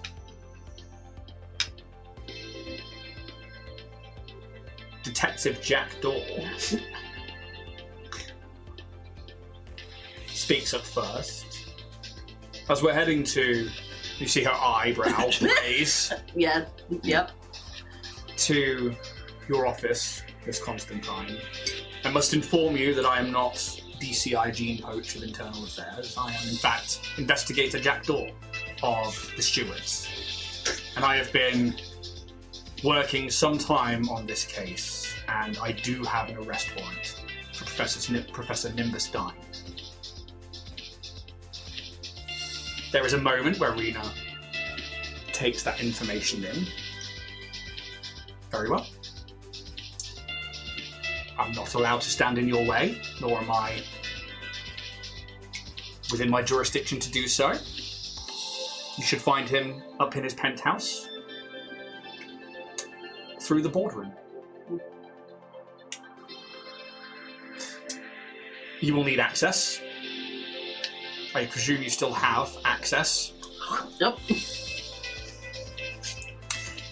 But I need not stand in your way or do anything. I mean, does this conversation require anything more than this, or are we still to talk in my office? But we're still in the elevator. Isn't it? Yeah. I think, just to clarify a few points, Rena, it would be helpful to speak briefly in your office. That's all right. Very well. And you watch as the floor numbers keep going up. I think she's on the highest. It's like 200 or something, wasn't it? Oh, God, double check. 220? It's definitely 2 something. Yeah.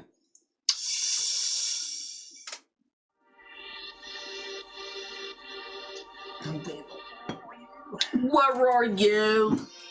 Because do it every time. It's the law. It's the law. Breaking the law. Breaking the law. Absolutely. Breaking the Breaking law. the law. Come on. Yeah, big game. I could have swore I had the sheet open. Excuse me. Oh, this could go so badly. Yeah. Yeah, it could. For some reason, I've lost this floor. Mystery It doesn't floor. exist. That would be security. There it is. Under structure.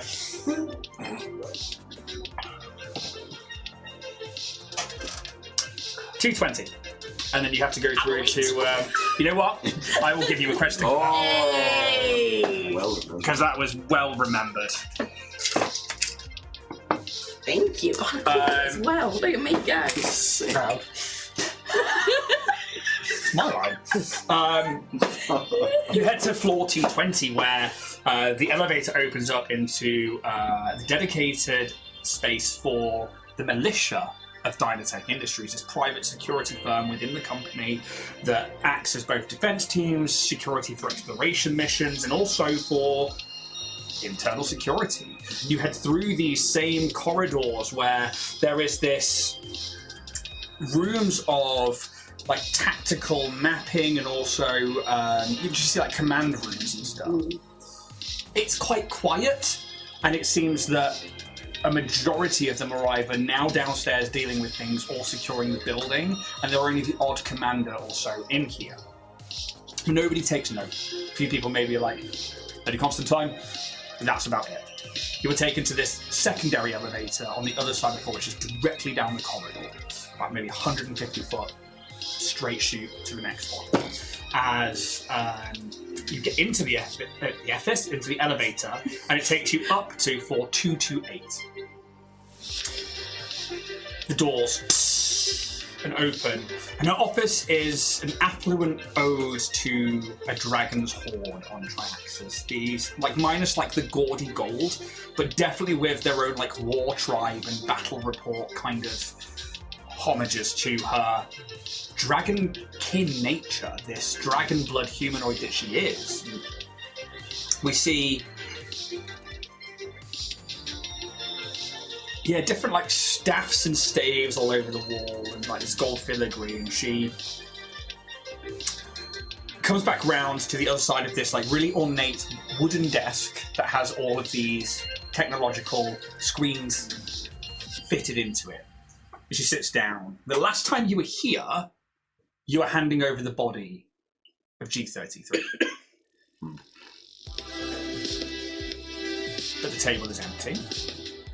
She takes this wicked-looking stave from her back and puts it on the wall behind her. Please, indulge me.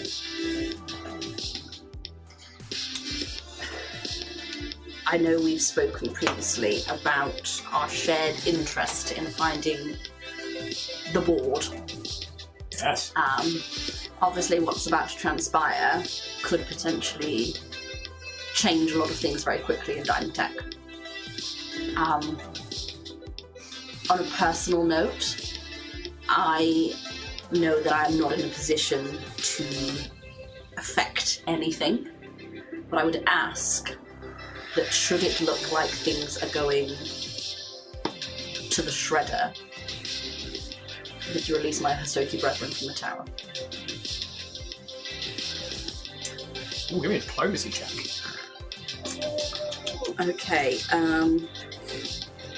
ooh.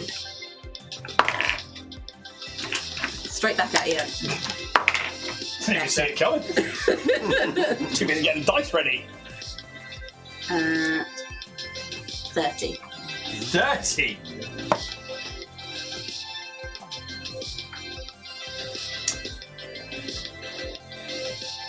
It's not necessarily within my power to be able to grant that, but I would say that I will petition myself to lobby on the side of freedom. Cool. I think the cause that Mr. Rosluren has brought to the forefront of making sure that everything is done properly is, again, nothing but a front. Mr. Rosluren is all show. I'm a woman of doing, and a woman of action. Let me know who's up there. Let me know who's on the board. You have my backing. You pretty much have it anyway, but I would like more leverage. And her eyes move from you to investigate a door. And I have one Deckard Prior in my custody. Who said that? This is the thing. He was quite instrumental, we found in our investigations, to this Kashorian issue that the company now faces. As I believe is Kimpaya Zaki. Yes, we have a warrant for their arrest as well. Kimpaya Zaki was last seen being called to the office of Nimbus Dine a few days ago. If she ain't animal. Oh, she fucked up. As was Zano. Yes. Yep. They were both called up there, one after the other. I haven't seen them since. No. If Zano's still up there, we're fucked. But they think might they're not not I even don't alive think they're there yet. anymore. I think they messed up too bad. Company image down the toilet. Poster boy gone. Yeah. Silk farm gone. You failed. No control of the Starfinder. She raises a hand. Quite. Mm. I think that the board have certainly given me enough punishments over the years for small misdemeanors, falling out of line, let alone Big old fuck ups. big old fuck-ups. Did Elijah not get called up for the Hostoki crisis? I mean, Not chomping yet. on your own. That's... I hear that was kind of the original point of the creation of them, was to find him a food source. Fucker! Little That bitch is boy. rumour and conjecture. She looks to investigate it more. But rumour I hear in good company. He hasn't really fucked up. No. Little And- bitch boy. He is very good at spinning a good tale. That he is. The reason he is head of marketing. Yep. bastards. Jackdaw. Figured out what happened. Gotta admit, it was a really good line, Mr. Door. Was. So we have your full cooperation with the stewards then, do we, Miss Constantine? Certainly. I'll hand over everything I know and help you with your investigations. I won't stand in the way of your search warrant, and I don't really think I'm asking for anything in return. You have helped me with my issues and problems here within the company and stuck to your end of the bargain. Can I just because TJ kind of is inclined to believe that can I sense motive just to kind of get a read?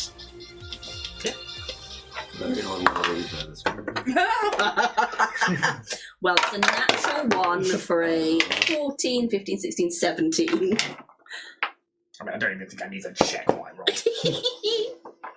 14 on the dice. Yeah. I mean, she is hard to gauge. This is a strong, battle-hardened warrior.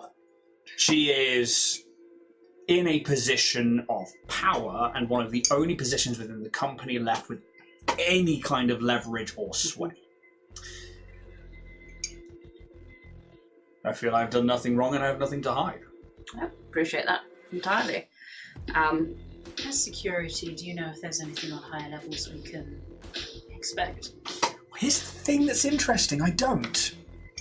It's one of the many curiosities I would like to know of those above me. All seems to end just before the boardroom. I look at Pez and then look down at the hard drive. Was there anything on the hard drive about above? Oh, Yeah. She did hack into a lot of things, but we haven't gone But through did she manage to everything get she's hack gone into through. the penthouse? That would take some time to go Okay. through. You would be diving through terabytes of data. Sure. What's after a terabyte? Petabyte. Petabytes of data. What's after that? Hezabyte. Don't even know. Google bytes of It probably data. is Google by. Yeah, no, We will, of course, feed back everything that we find. I imagine you'll be recording it. Yeah, do you want a live stream? Do you want to watch it in real time? I wouldn't say no. I'll set up a comms channel with her. She just sits back in her chair. Well, I don't know what else to say, but good luck, really. I think I have one more question. Please, Mr. If Umbra. it's not too personal. What that thing do? Hey! I've just met a woman, but I'm thinking about getting a unicorn. My Riz, She game, she cool. my Riz is now off the charts. If Dynatech is to go, as TJ says, down the shredder, what are your hopes in your position to be? Well, I kind of feel Dynatech's too big to fail. We are a galactic-wide conglomerate. But if it remains leaderless because Nimbus has been taken to prison, Well, then somebody else needs to exactly. run the company. And that's where I'm. Is that something you are? Well, And you see her like really sit back in the chair. Careful now. Ambition is a strong one with me. CEO. #same. I'd be lying if I said I hadn't thought about it. Of course. All those competitors of mine all scrabbling like poultry at the feed. She doesn't mean to look at you there. There is like a... TJ kind of like acknowledge it like, oh, fair play. no one ever really looking forward. No one ever tactically thinking. Everyone just squabbling. Can I then ask, what would your goals be? I would like to see what position the company is in after any scandals. See if it needs a rebranding. What See would you if do it... with it? Oh, rebranding. Well, I don't know yet. That's the thing. Have to see what's in the kitty, really. Maybe assemble a board of your own, Rena. That would be nice to know. I'd have a trusted board of individuals I can trust.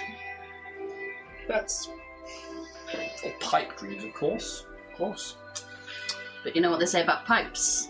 They all lead to the central water reservation. I hear that saying too.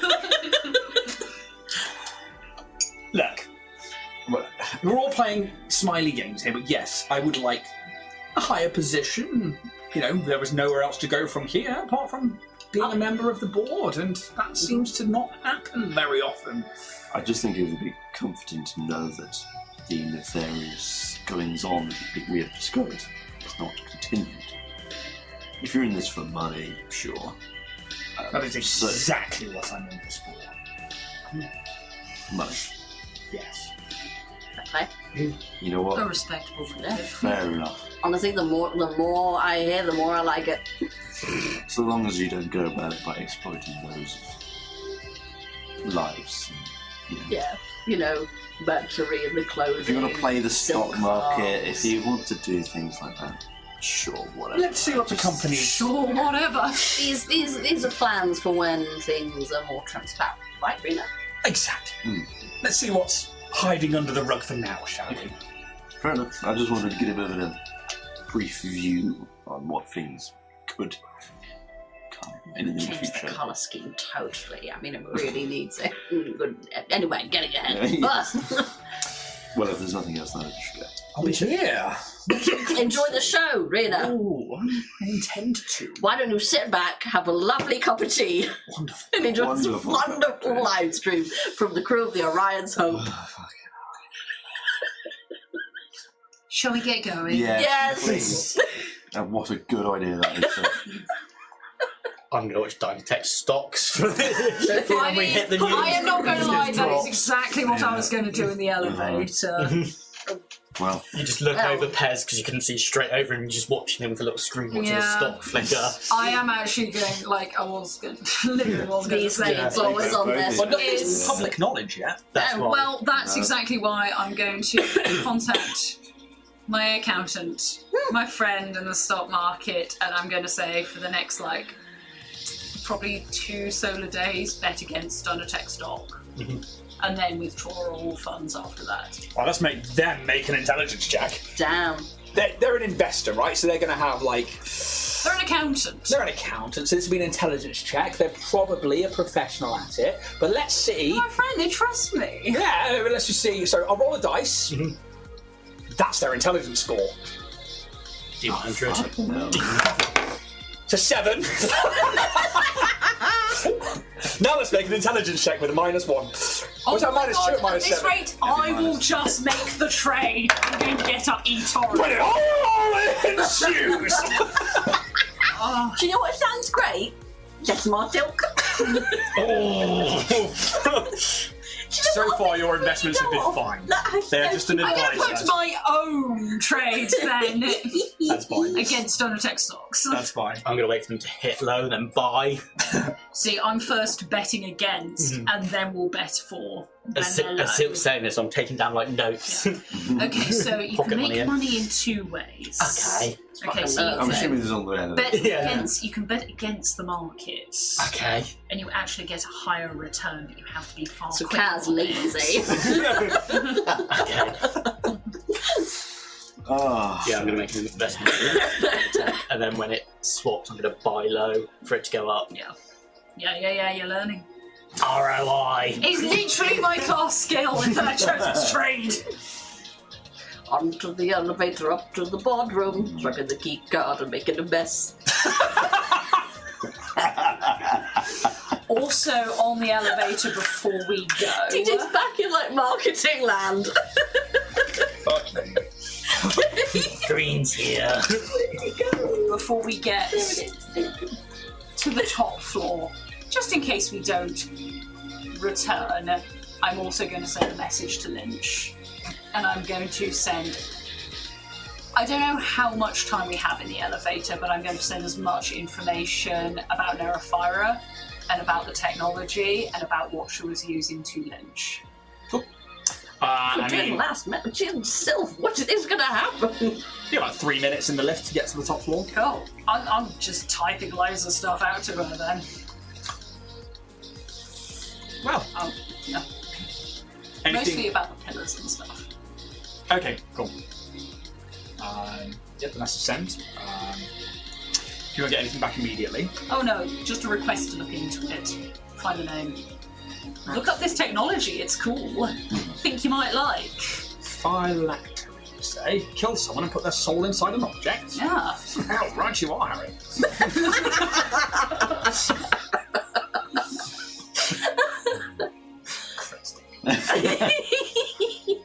Yeah, about the sort of power surge crystal that she created with the drift rock.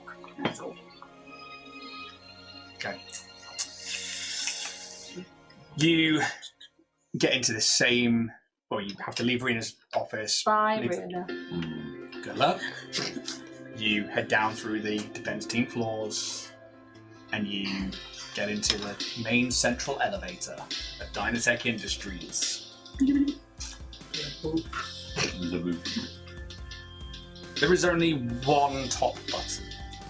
Floor 238. You press the button for the boardroom and whoosh, begin heading your way up. And there is this like tense, silent 3 minutes where like you're sending information to Lynch. You see Investigator Doris. Put on another mustache. Just adjusting their clothes and stuff, and they're like, Got another headband. "Oh, I'm done with those. They are really itchy." It's a really weird choice, man, and that's coming from someone who's wearing an Elvis cape. You all believed it. But it's back again. The headband. And eventually, the lift slows. The door opens, and you are immediately faced with the image of an older gentleman who stands there, this white hair, clean shaven. They're wearing like a white, it's kind of semi-casual, semi-lab technician coat. They also have these like blue trousers, a waistcoat, and a white tie, and it's like dark grey shirt on. Welcome to the boardroom. I am Professor Nimbus Dine, or at least an image of him. How can I help you today? And you see this hologram.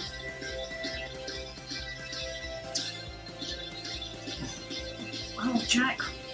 You're the best. Yeah. Where'd you say to back you up? We'd like to speak to the board and the Nimbus actual Dine. Professor Nimbus Dine. We do have an appointment. Start recording. I will double check with Professor Dine. Jack, we pulls out this data pad. And I am Investigator Door of the stewards, and I do have a warrant for Professor Dine's arrest. Very good. I will inform the Professor that you are here. If you wouldn't mind, and you see that there is, as you step out of the elevator. It's like a 15-foot corridor, and there is like a large set of double doors ahead of you, like these metallic doors. And then you can see that the corridor carries on to the right-hand side, where you see it kind of opens up into a room. The professor is quite old. I will have to make sure they're awake first. If you don't mind waiting in the waiting room, and they start walking towards the waiting area. Where this little room is to the side. Are there any other exits, entrance, hidden Yeah. traps? Give me a perception check. I'm looking. Yeah. 23.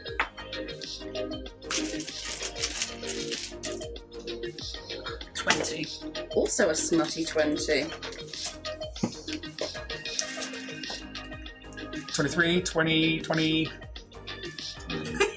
The podcast is his mouth scrunched into his nose as he looked for numbers. Cannot shrimp over that anymore. 29 and 30. 29 and 30. You see no traps, no secret doors. You just see this door, this double set of doors, and it literally says on the doors, boardroom.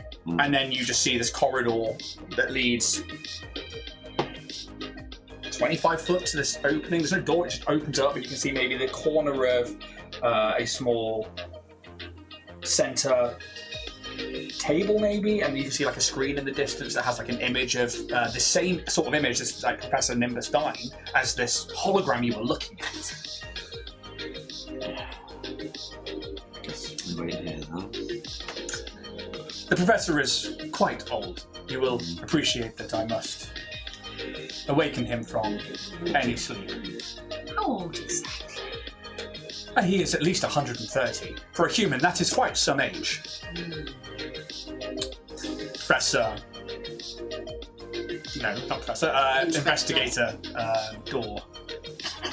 It's like looking around. Please be quick. We don't have long.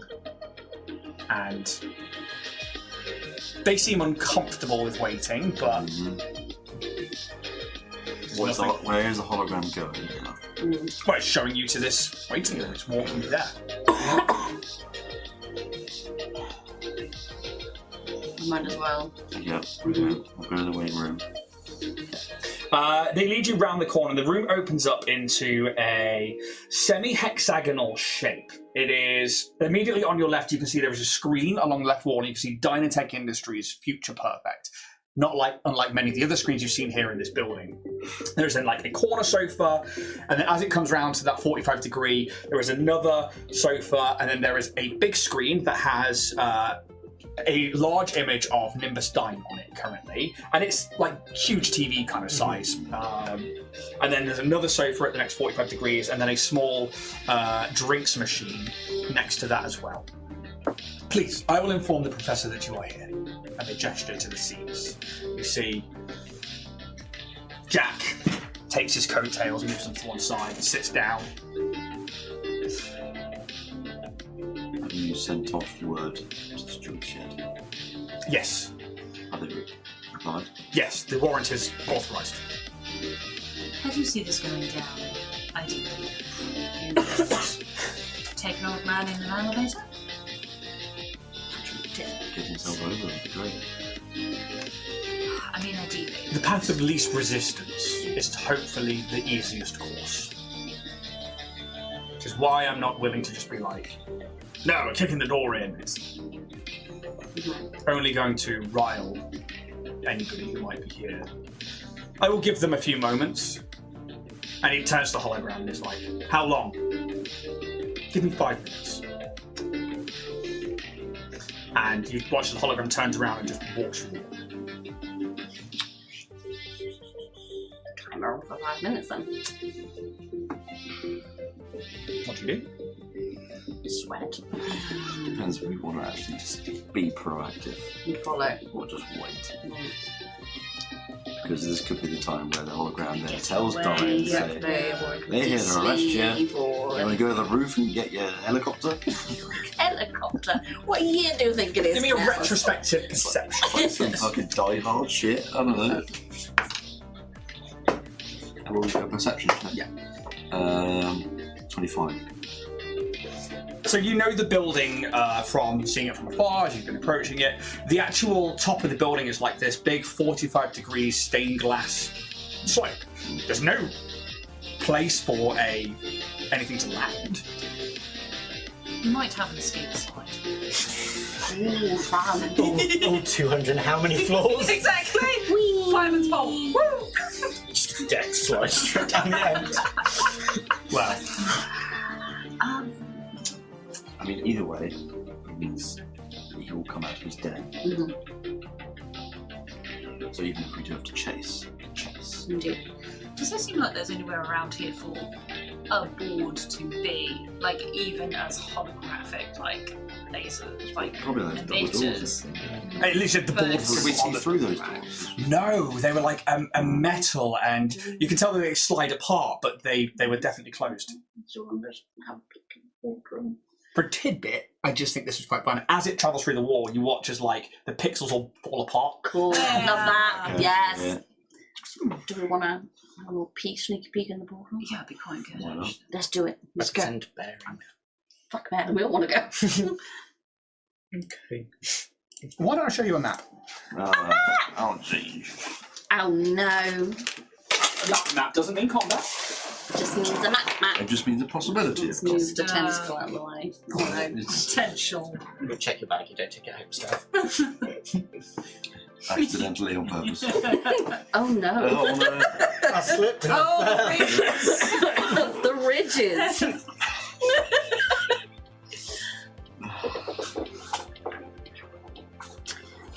While Ian looks for a map, why don't you head on over to www.warriorprince3d.etsy.com, where you can find all sorts of amazing 3D printed things. Like this. We won't question it. No judgment here. I love that you're showing something that's not a Warrior Print 3D. Is it not? No. Well, you can get something better than this Nice. Keep going. at www.warrior. Look how ridgy. But if you want one High even detail. bigger than this, Rich can do that. You know, whatever floats your boat. Yeah. Also much smoother because this is PLA and he has resin printers. Use responsibly. To the stars for 10% off. I don't think there was any responsible with that. But you can send in your own STLs and he will print them. Oh my on fucking request. days. Okay. Whee! Not a combat. It's not combat. Hashtag no combat. A combat. You're in exploration mode. Open the doors. Oh, is that our little waiting area? That's Yeah. cute. I made a good fucking map, by the way. It's fucking awesome. So, what I will do is I will just lift that up a little bit further so people on camera can see. Oh, there's a nice little bit of greenery in the middle. Yep. Tasteful greenery. Can you give me a perception check? What, for the tasteful greenery? Yep. It's a bomb. I feel like this would be Don't make that face. That's a 10 for tasteful greenery. Give me a life science check, please. God.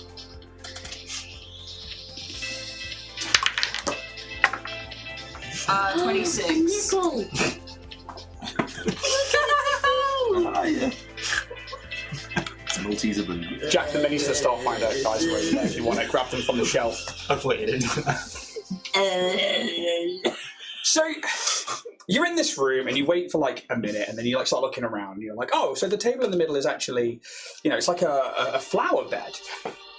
They're all dead, those flowers. Like all of them are like wilted and dried and Should we just place you in? Yeah, just put permanent. they haven't been tended to for years. The soil is arid and dry.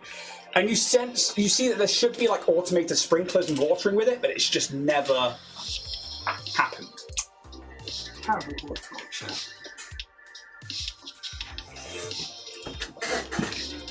Right, Gene. Bastard. Gene. DCI, Gene. I wonder how long he's been in his bed and nobody has come up here if it's so dead.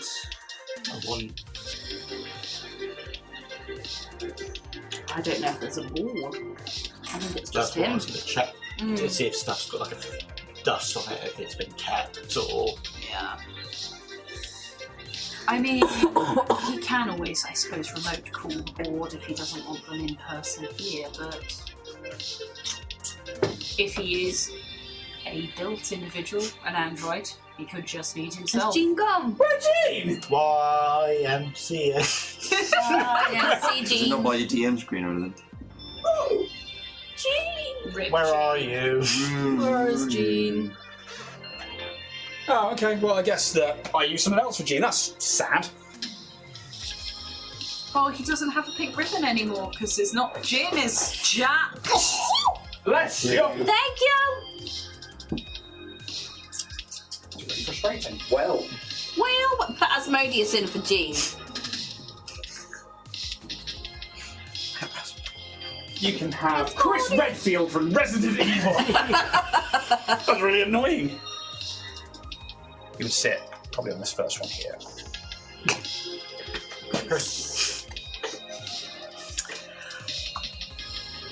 Boardroom? Going down to test the doors. Yeah.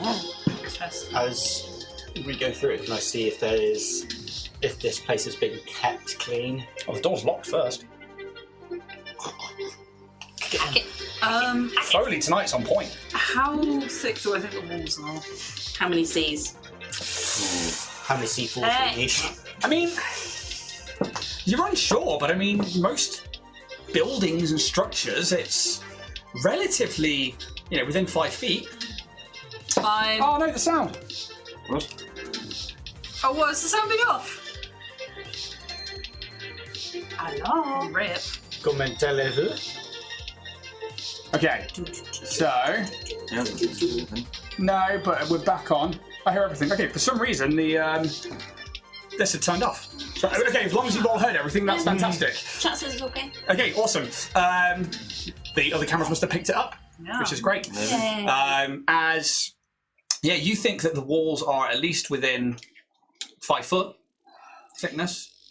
Can we phase through and see if there's a button to open the door the other side? You say that as if it's normal.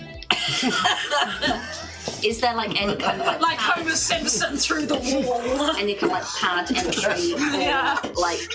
into on this side? Or is it just There is actually on the right-hand side of the door, there is like a terminal. okay? Are you key card? The key card doesn't go access all the way. It only took us up to. I don't Access all the way. Hey! You can jack in. No, that was Ida. Hang on. Have you tried it? I haven't. Should I try the key I card? mean, I'm just saying, if it's an all-access code. No, it's too late. I was going to see if I could take one of the data jacks out of the fire and Boop, boop. that. Okay. But too late. Key card doesn't work. Nope. There you go. It was worth a try, Yep. I'm just saying. Probably that does good. If you Could give phase them in, the 5 minutes. Still not here. if you're going to phase in, you can phase out again. How long can you phase? Or is it just not a phase? It's not a phase, It's not a Mark. phase, well, I do have enough to phase in and phase out. If I The say- only thing my spend that much. concern, Lady Silk, is if you phase in and can't phase out, or if there's something in there that is untoward, you are on your own. I can always come straight back out. But what if you can't? Yeah, I think if we go in, we go in all Then- together. So what? Comms pad, keypad thing, then Just give it a boop. Slack. lock it. Try and hack it. Cool. I'm going to plug my custom rig in and just see me put in a N64 controller. I will help. You get Always. Yeah. Yeah. when you interface, it gives it a personality, doesn't it? Uh-huh. I can choose if I give it an Maybe AI. this one. Don't give the Not keypad this a one, Pez. personality. Leave it out, mate. Well, mate, I see you trying to access the door. Oh, yeah, you're still there. It's me, Jimmy Doorfingers. It's Face Panel Frank!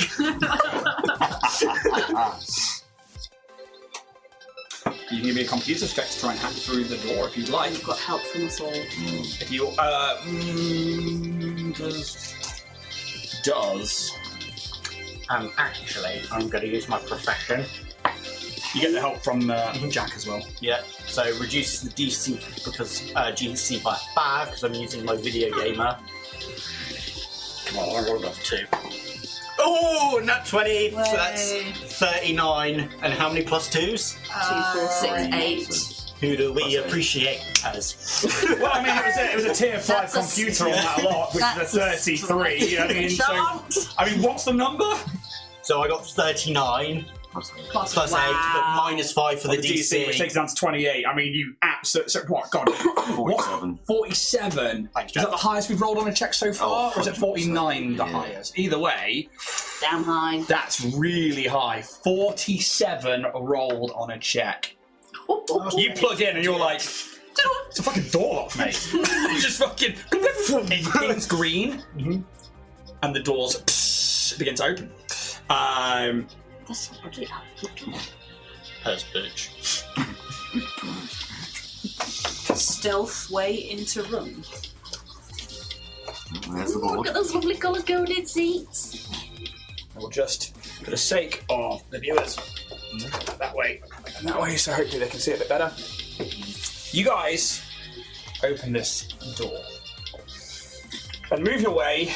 Do you move your way inside? Yeah. Hundo portal. Just going to put you just beyond the threshold for now.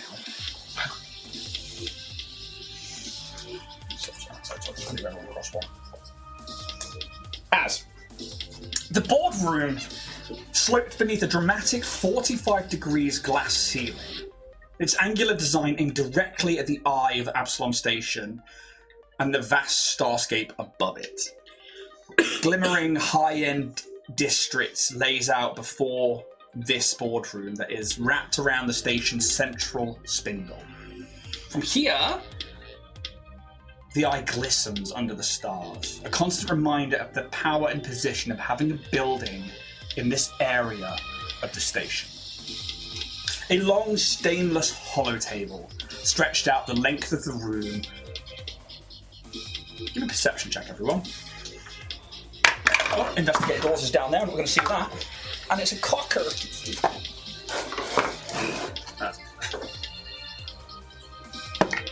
Oh, 19. He did not get any upgrades, by the way. He is still a CR3 creature. Perception's high, though. Has a 32. He's good at some things. Yeah. 32 for Investigator Jack Door. 33. 23. 31. 16, and for Bear, 14. Okay. Pretty much all of you pick up on the heavy amount of dust.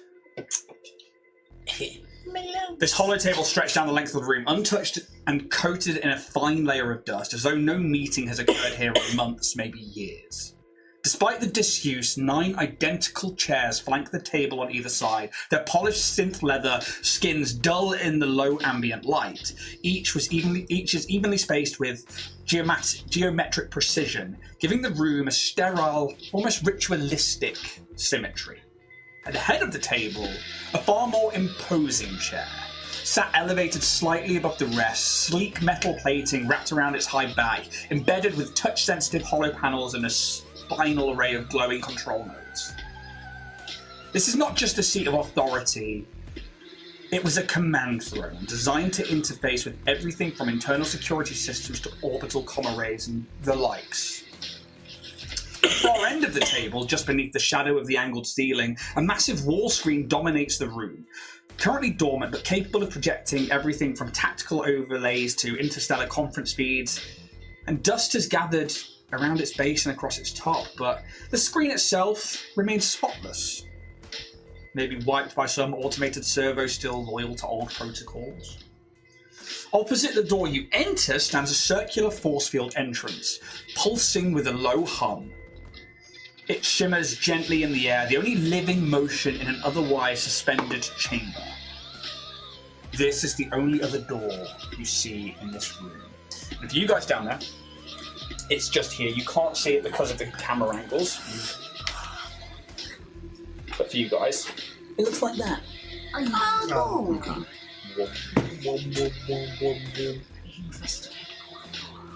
Yeah. Yeah. I don't feel like we have time to just wait. This guy could be getting away right now. It's a force field. It's you've seen a hole, an aperture like this in floor 184. You saw them with the security bolts. You saw them with some of the rooms in there. They had these like force field like layers instead of doors. Best way to get through the door? We try that chair. It seems connected to a lot of things. Is this a terminal down this other side? You just see this particular screen. You see the table itself. This is all window up here. It's sort of like angled it this way, if I'm being honest. You don't see other interfaces. It's quite a clinical room. Is it possible to turn that on? The screen? Yeah. We head over to the screen and turn it on. So we've got somebody dealing with the screen, somebody dealing with the door. You want to go to the chair? Yeah. I will help. Care someone. Come and help me, Jack. Let's start with Sylph. What do you want to do with this door? Okay. And you can see through the force field. It's like a... Can I see anyone on the other side of Sylph? Give me a perception check. Oh, that thing I'm great at. Yeah. 23? Yes. So you can see another corridor. You see that on the other side of it, maybe 40 foot away, is another force field aperture. There are two doors. Metal doors. A lot like the board doors, but singular, on the right-hand side. 23, you say. There are plaques on them, but you can't make them out from here. Lightly touch the portal door and see how resistant it is to entering. You definitely can't pass through it. Okay. It doesn't cause you any harm, but it is a definitive ray shield. Okay. Over here with the screen. Yeah. Just trying to turn it on. Turn it on, see if there's anything to access on it. Okay, give me a computer's check. You'll have, so you can get the aid from Investigator Door. You do get the aid. It's a really low DC. It's just turning on a monitor. It's another natural 1 for a 14. Okay, with the aid as well, if you've got the +2 on So there. 15, 16. Okay, I mean, DC's like 10. You easily find that, like, you just really have to touch the screen, and you can tell the screen is clean. Like, the dust seems to be around the floor and across the top of it. You touch it, and the screen blinks on. It is that still image of Professor Nimbus Dunn. Okay. Just looking around the room. Well, say just stood there, actually. Is there Like a still image. anything else on? Like, is there kind of like files, or is it just an image? It's just an image at the moment. Do you guys want to try pressing buttons on that chair? Yeah, we're looking into it. Over at the chair, you see this, like, both of you give me a perception check to begin with. 33. Yeah, boy. He's has got 12, but Bear got natural 20 for a 33. So the chairs are thick with dust. What you notice is that, like, all of the synth leather that is all over them, you'd expect to see, like, imprints of where people have sat on them, maybe, like, some worn, you know. So that, they're brand new. They're just covered in dust. Yep, never used. Never used. You go to the chair and you think, okay, clearly it's designed to control. It's supposed to be designed to gain access to the entire company, and you start pressing buttons. Who does number 2 work for? Second chair. I'm just very badly 15 tons of no-qual just lands on that chair. I try and press buttons in a, hopefully, sort of, for things that might make common sense, rather than just going, oh, a big red button. You know? Yeah! like twiddle the joystick. And he's like, oh, this is clearly for activating the screen, or perhaps unlocking a door, like just Disabling a force field. Yeah! So, give me a computer's check. Are you helping? So you can aid, yeah? You get the automatic aid, don't you? Yeah. Oddly, yeah. So that's 21. 21. I mean, the first thing you notice is that like there is like an on button, and that's never been pressed. And you turn it on, and it starts up, and you can tell that it's like It's never been pressed. because it starts up and it's like asking for like input data on everything. It's like it's not connected to anything. Okay. Yeah. But Sure. you spend a few moments and you kind of calibrate the seat, and it winds itself into the room automatically. And you can see there are controls. It's things like door locks, hollow table to turn on, and they're all like blank, empty folders within it for things like meetings and like generic computer setup stuff. If there's something for door locks, I'll try and bring down a force field. That's another computer check. Christ. 23 with you. Takes a little time as the rest of you kind of going around the room, but eventually, Kaz, you're like, "Oh, I think I've got this," and you think you can deactivate the force field at the other side of the room. If there's like 2 other buttons similar to that, there's 2 more fields. Probably. I can get this one down for sure. But this, for some reason, has never ever been used. So I don't know how they're controlling doors. If they've ever controlled If they're an doors. SRO, they probably don't need to manually do it. Well, it's holograms, so they can just go to doors. Fake boardroom. It's all a facade. Just controlling it from the middle. Get the force field down. Force field goes down. Bye, force field. Still, you see that this just peters out of existence. The lights that are creating it around just disperse. And yeah, you can see this open corridor in front of you. Investigate door is like, good work. Investigating the door. Head down corridor. Stealthily. Stealth check, please. I say. I don't want to. I'll happily just do that because you will actually see. Sorry, it's my bag. Sorry. It's fine. Get it, book. I'm just going to open that. Oh no. That can just go on top of there.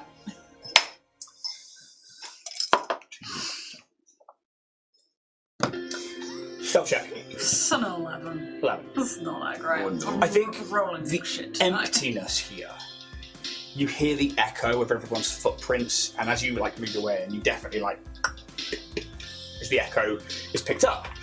Nothing seems to happen in that moment, but you move down into the corridor. Give me a perception check, please. What's everybody else doing? Following down the corridor, I assume. Were there door locks for the other force fields? Computers check. 26. Okay, so as you move into this corridor here, you see this first one here, and it says mapping room. Second one. That's a different character. I was just thinking that, like, a little Second one bug says love it. cybernetics and augmentation lab. Oh, I see. As I say, 26 with an aid. There is most definitely another control that will drop that second force field. Force field. Yeah. Just cast kind but of the other 2 doors. Oh yeah, and Mapping? those doors. They just Innocent doors. I can bring down the other Go force field, but in. only when we're ready. The first innocent door. Locked. Sylph is off. Cast any other doors you can get. Just the force field, I think, from here. Okay. What did you roll? 26 with you. You can release the locks on both of those doors. Okay. No, don't worry, just found it. Okay. Found the You go to press it, dunk, she's like, I found it! And the door is actually... different category from mechanical doors. Press the button and it will slide open. Okay. Opening the first one.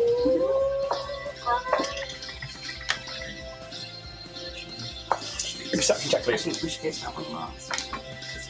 Can I come in with Sylph and help with that?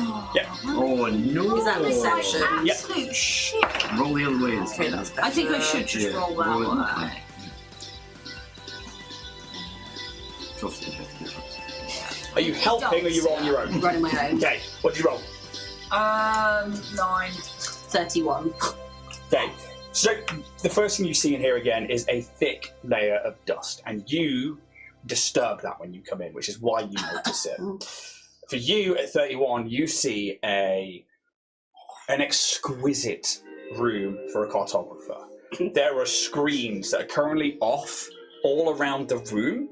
There is a hollow table in the center towards the back of the room that you've seen in the exploration briefing room down in the lobby. I can't remember if you went with Calyx. I think it was actually Skelkin that went. Yeah. But there is like one of these mapping tables, and everything in here is like just so clinical and in its place.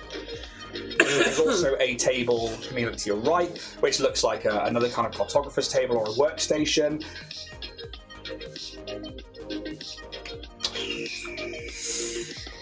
Going to turn one of them on. What?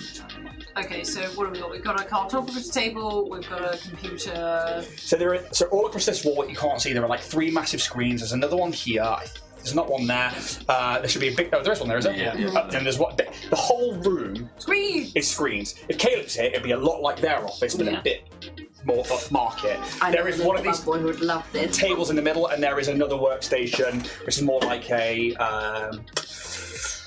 annotator's table or a somebody who works doing their paperwork. I mean, that one looks right up my alley. Yeah, maybe that's what you noticed. Yeah. This is what I was literally made to do. Give me a computers check. Okay.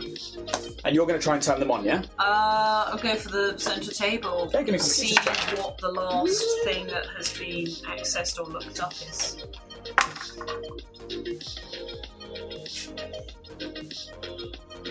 $26. 16. For you, TJ, I think that you're like, okay, it's like a digital writing desk. Cool. You turn it on and there's nothing there. Boring. Yeah, it's very boring. There's no notes, there's nothing being worked on. You go over and turn on the holodesk and it starts its boot up like it's never been turned on before. There's no map, there's nothing that's been worked on. It is quite literally a brand new holo table. Give me a computers check again, please. I don't know what you say. Roll the Roll other the way. other way. Don't tell my advice. 17. Brand new computers table. Can I, just while we're here, look up Acton, just to see if there's any notes around it? I mean, you would have to calibrate the table. I mean, just in case, you know. You would have to begin calibrating the table, and it will take some time. It's completely unused. It's never been turned on before, is what you gauge from that. Yeah, I don't know, maybe into a system. You're right, we don't have time. We don't know when this time is. You can certainly try. You can give me I have a computers check, feeling I but might know. He's not here. If he is here, or if any part of him is here, it's most likely going to be in cybernetics. But we should probably get through that other force field one first, I think. And then... Thank you, guys! feel free to take the cybernetics. Should we It's blue tacked down. Sorry, the actual. So you took the force field out. Yeah. There you go. Pull it towards you. And yeah. And the force field goes off, and are you going into the cybernetics lab as well? Feel free to move your miniatures now that they're on your end. has his cybernetics and just like, what?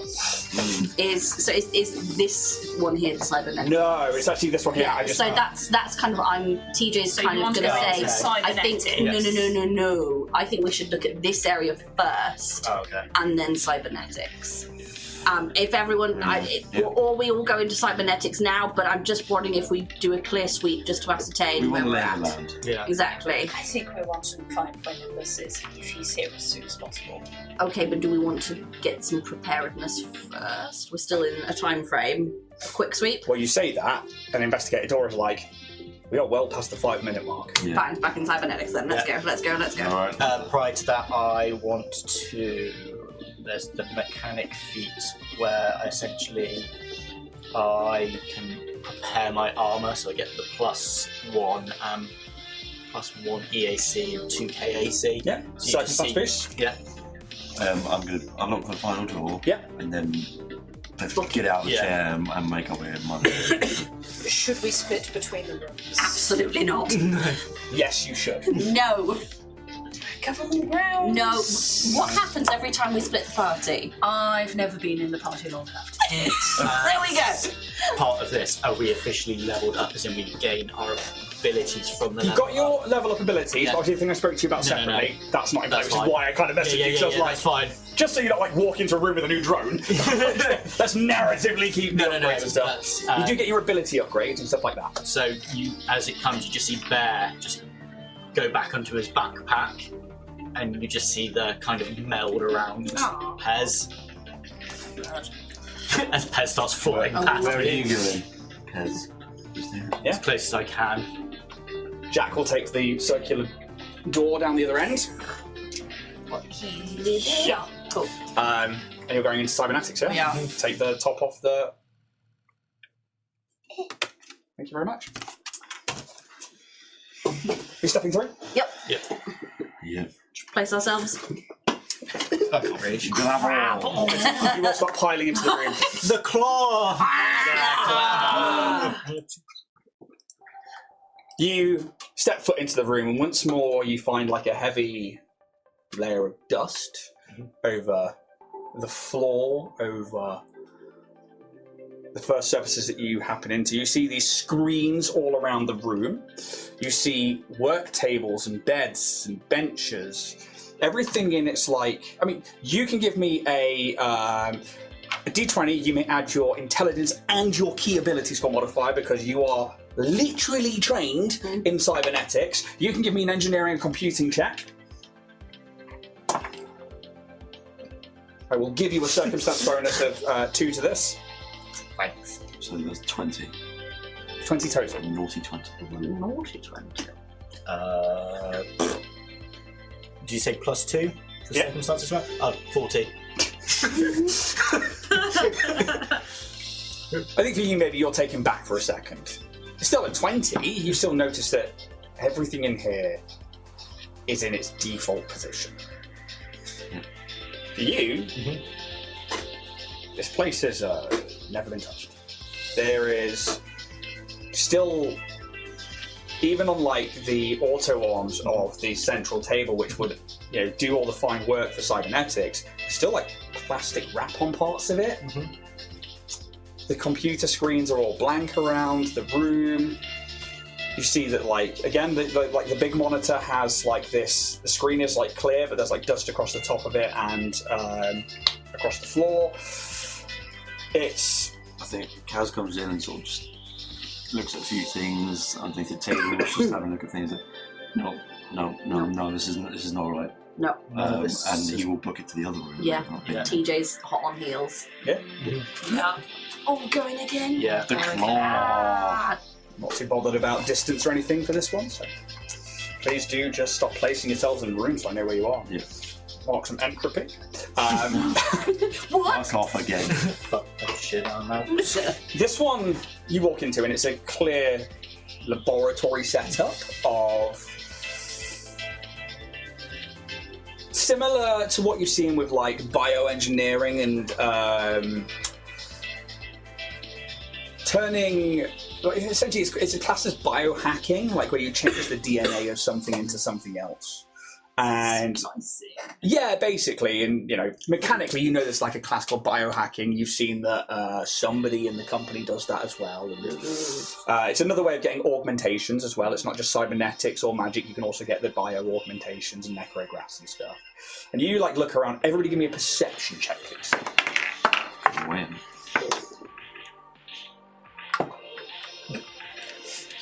$35.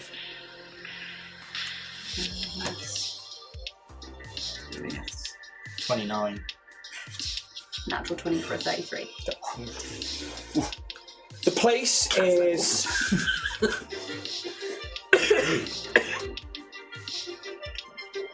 mostly in its de facto position again.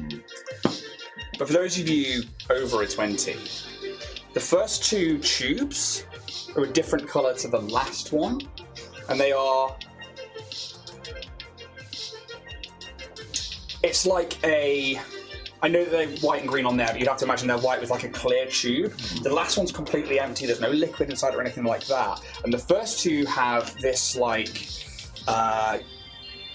brownish liquid just sat inside it. It's like full to the top. Is it like opaque, like you can't see if there's anything else in it? So please go and make a perception check. I will approach the first canister. Yeah. 31. Yeah, so it is definitely opaque, but that's because this is made up of different components that have like come together. Give me a life science or medicine check, please. 27 medicine.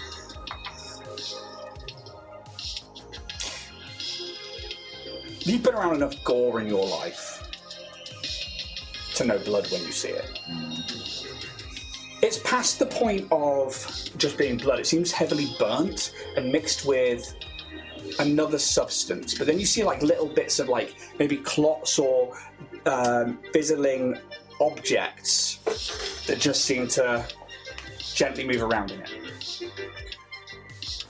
But it is mostly opaque.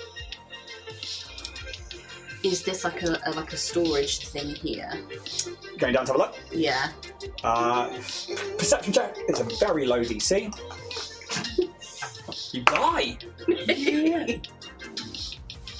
21. An elevator. Oh, is it? Elevator. Ooh, elevator. It's an elevator. Has it been used? Give me a perception check. Inspect for dust! Essentially, yeah. 31. Very dusty. No. I knew there was a roof. The You see a helicopter take off. Damn you! dime. You've been told in the penthouse. Do we need to go up? Jack is like, well, it would make sense if the penthouse. I've already called the elevator. The door open. The door is already open. Anybody else doing anything else in here? What is this? Yeah. It's a lab technician's workstation. This is where somebody could process everything from toxins to serums to anything you could imagine working within biochemistry. It's very much the kind of thing that you find on a ship, the kind of thing that you find within major labs. It's just a very up-to-date. Well, give me a life science, engineering, medicine, or... No, they're the only checks. Or computers check. Just self. No, Pez did say he was kind of... Yeah, you can have a look. I mean, you're currently investigating this tube. Swear to God. I'm going to do 13 on life science. Yeah, it's pretty good. 34 in engineering. I swear every chest So, enough. you start looking at life science and like, yeah, this all checks out for what I know. I'm not actually sure what we're looking at here. And Ped, you're like, something's not right here.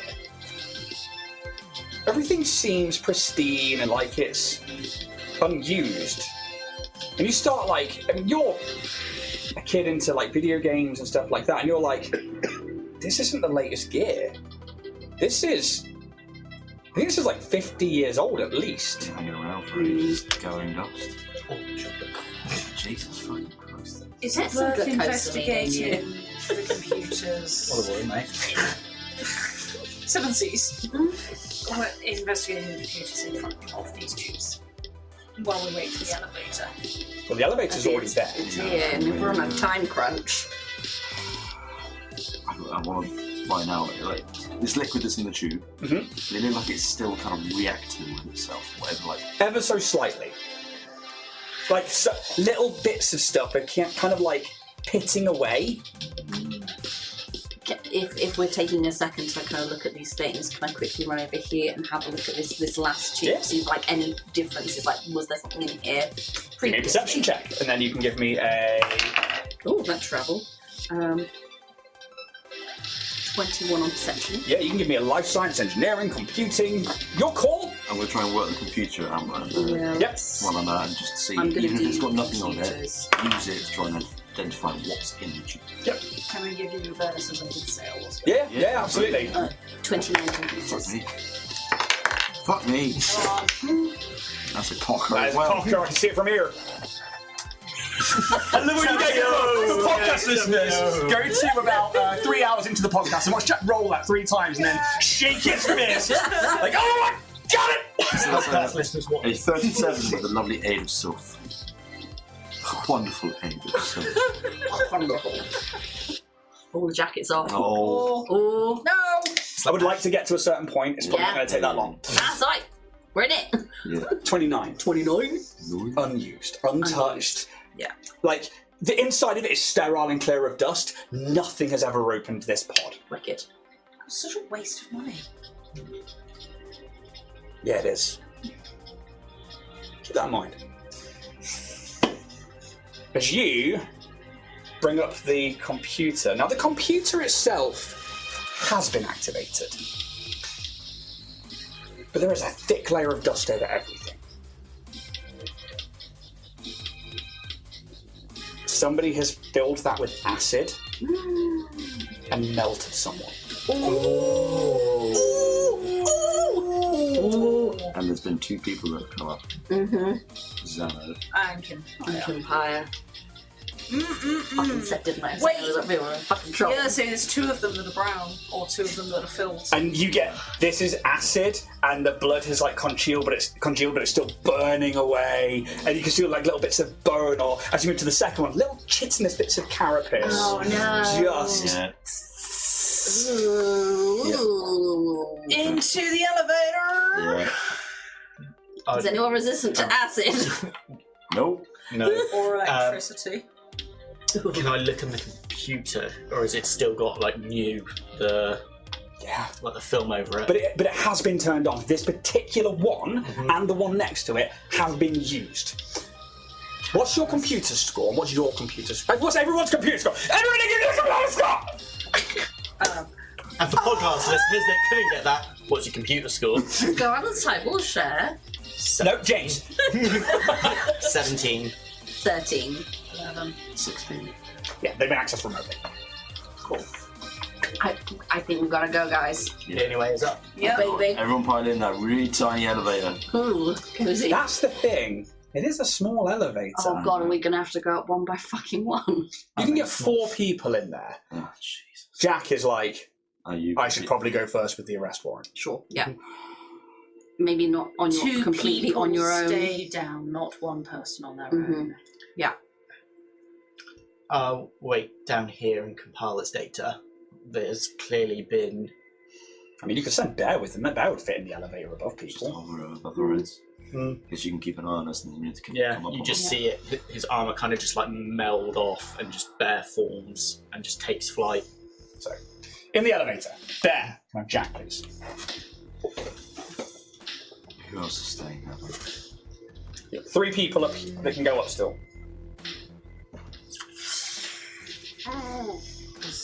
Stay with us. What? Would you like me to stay? Yes, please. You can tell me more about insider trading. Well, you can And come so our glorious rivalry began. Oh, I got mega come up minded. as soon as you're able. Anyway, we've got room for 4, right? We've got room for 4. Jack? That's 3. I You don't want think someone it's there, best yeah. to keep someone separate. Yes, it is. So But I am small. Would I count as a whole person?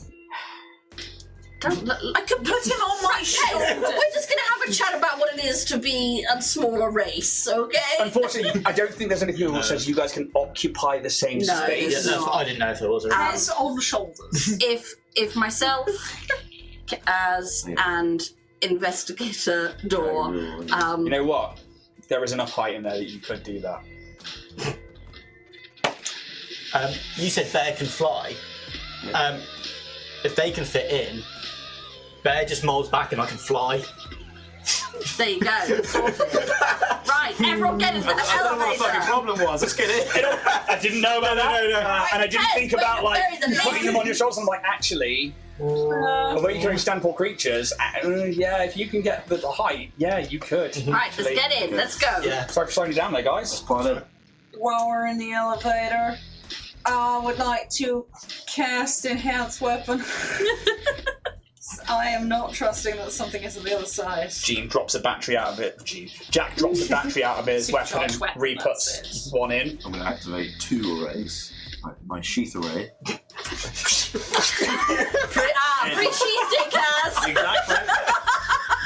Goodbye. You guys remove your minis from the board, please. And then I will also draw my sword. Pre-cheese not a and euphemism. fully erect. Okay. We good? We're good. Okay, we good. I mean, actually, if we have enough the time- microphone, just like you were testing. Feedback. No, we're caught in a trap, but hopefully not. I would actually like to also empower weapon if we have an entire one round in the elevator. I'd like to just go invisible. You have 6 seconds in the elevator. Oh yeah. We get rid of the old map? Or? Nope.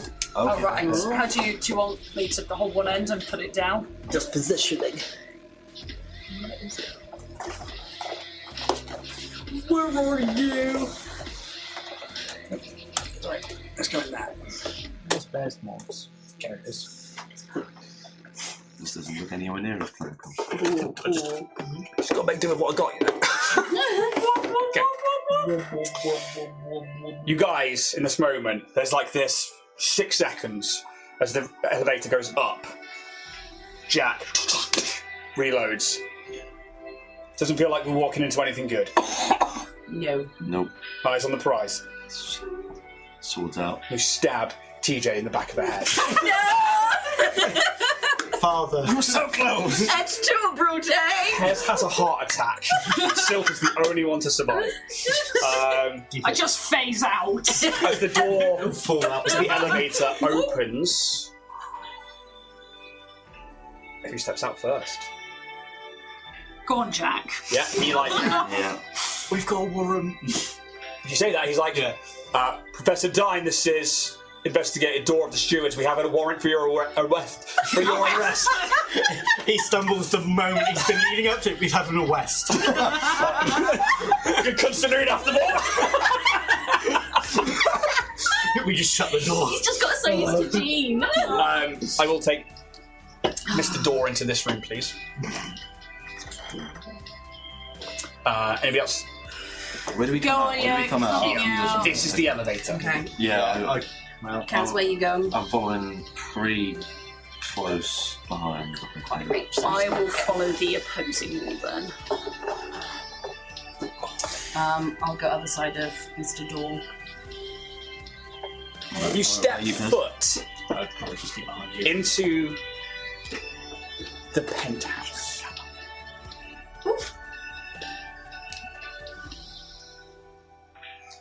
And a kitchenette.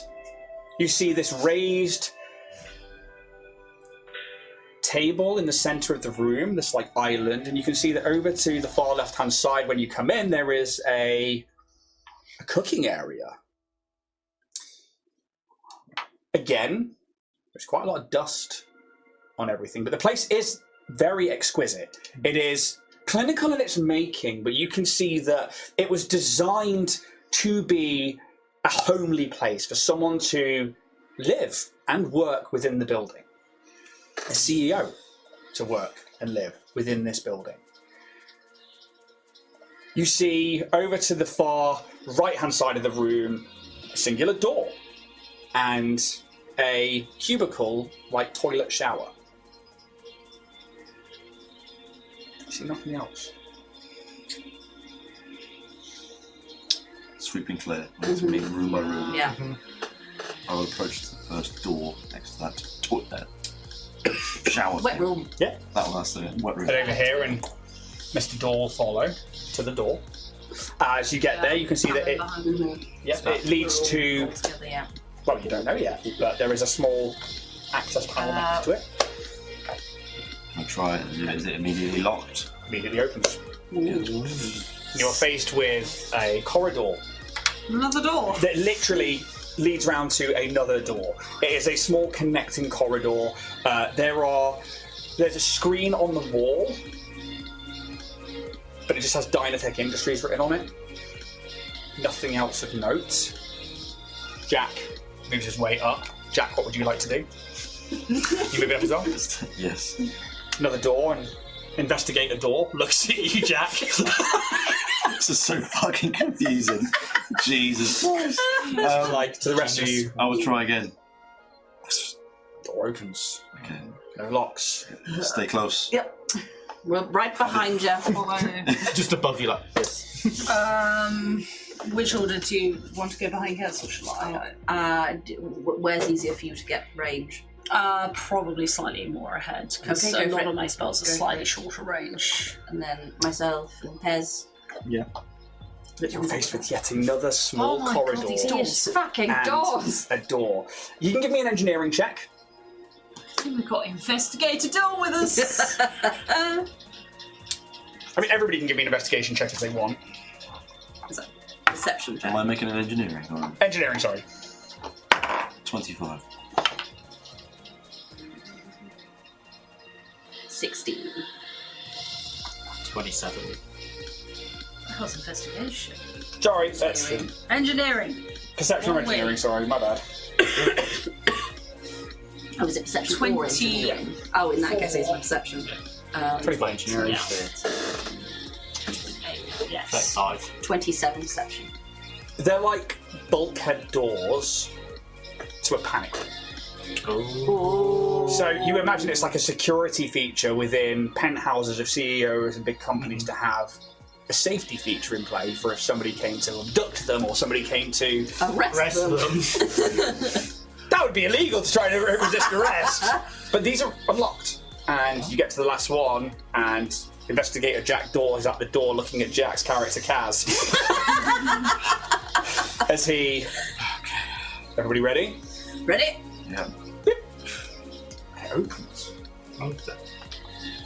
No resistance. Whatsoever. Am I not walking into a trap? As you file into the room, It's not gone. I think I will probably immediately find the nearest cover.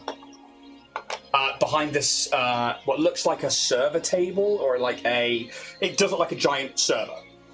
But as you begin to pile in, everybody give me a perception check, please. Yes. Oh. That's what I thought. 34. 27. 28. 14. Okay.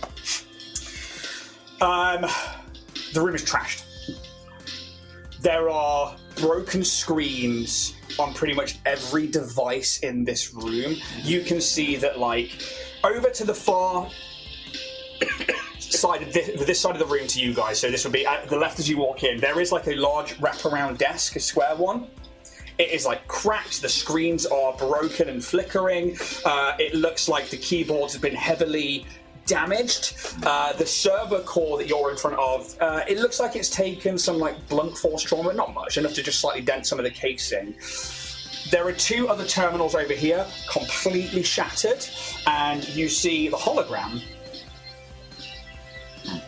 just stood over there. The rest of the room, you can see where this area is, this like observation platform, intersects with the 45-degree glass of the top of the tower, and behind this hologram you can see the eye, the stars. Welcome to my office, and we'll see you next week. Do we have to wait a whole week? Yes, that's a great little...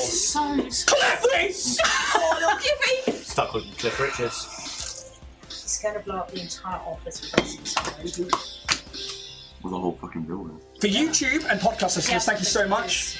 We'll see you all next week. If you're on Twitch, if you are on YouTube members, well, YouTube members head over there and get the Drift Debrief. But for now, we're going to jump into the Drift Debrief. See you guys in a few seconds. Bye, YouTube. Bye, podcast. Dice got to be ever in your favour.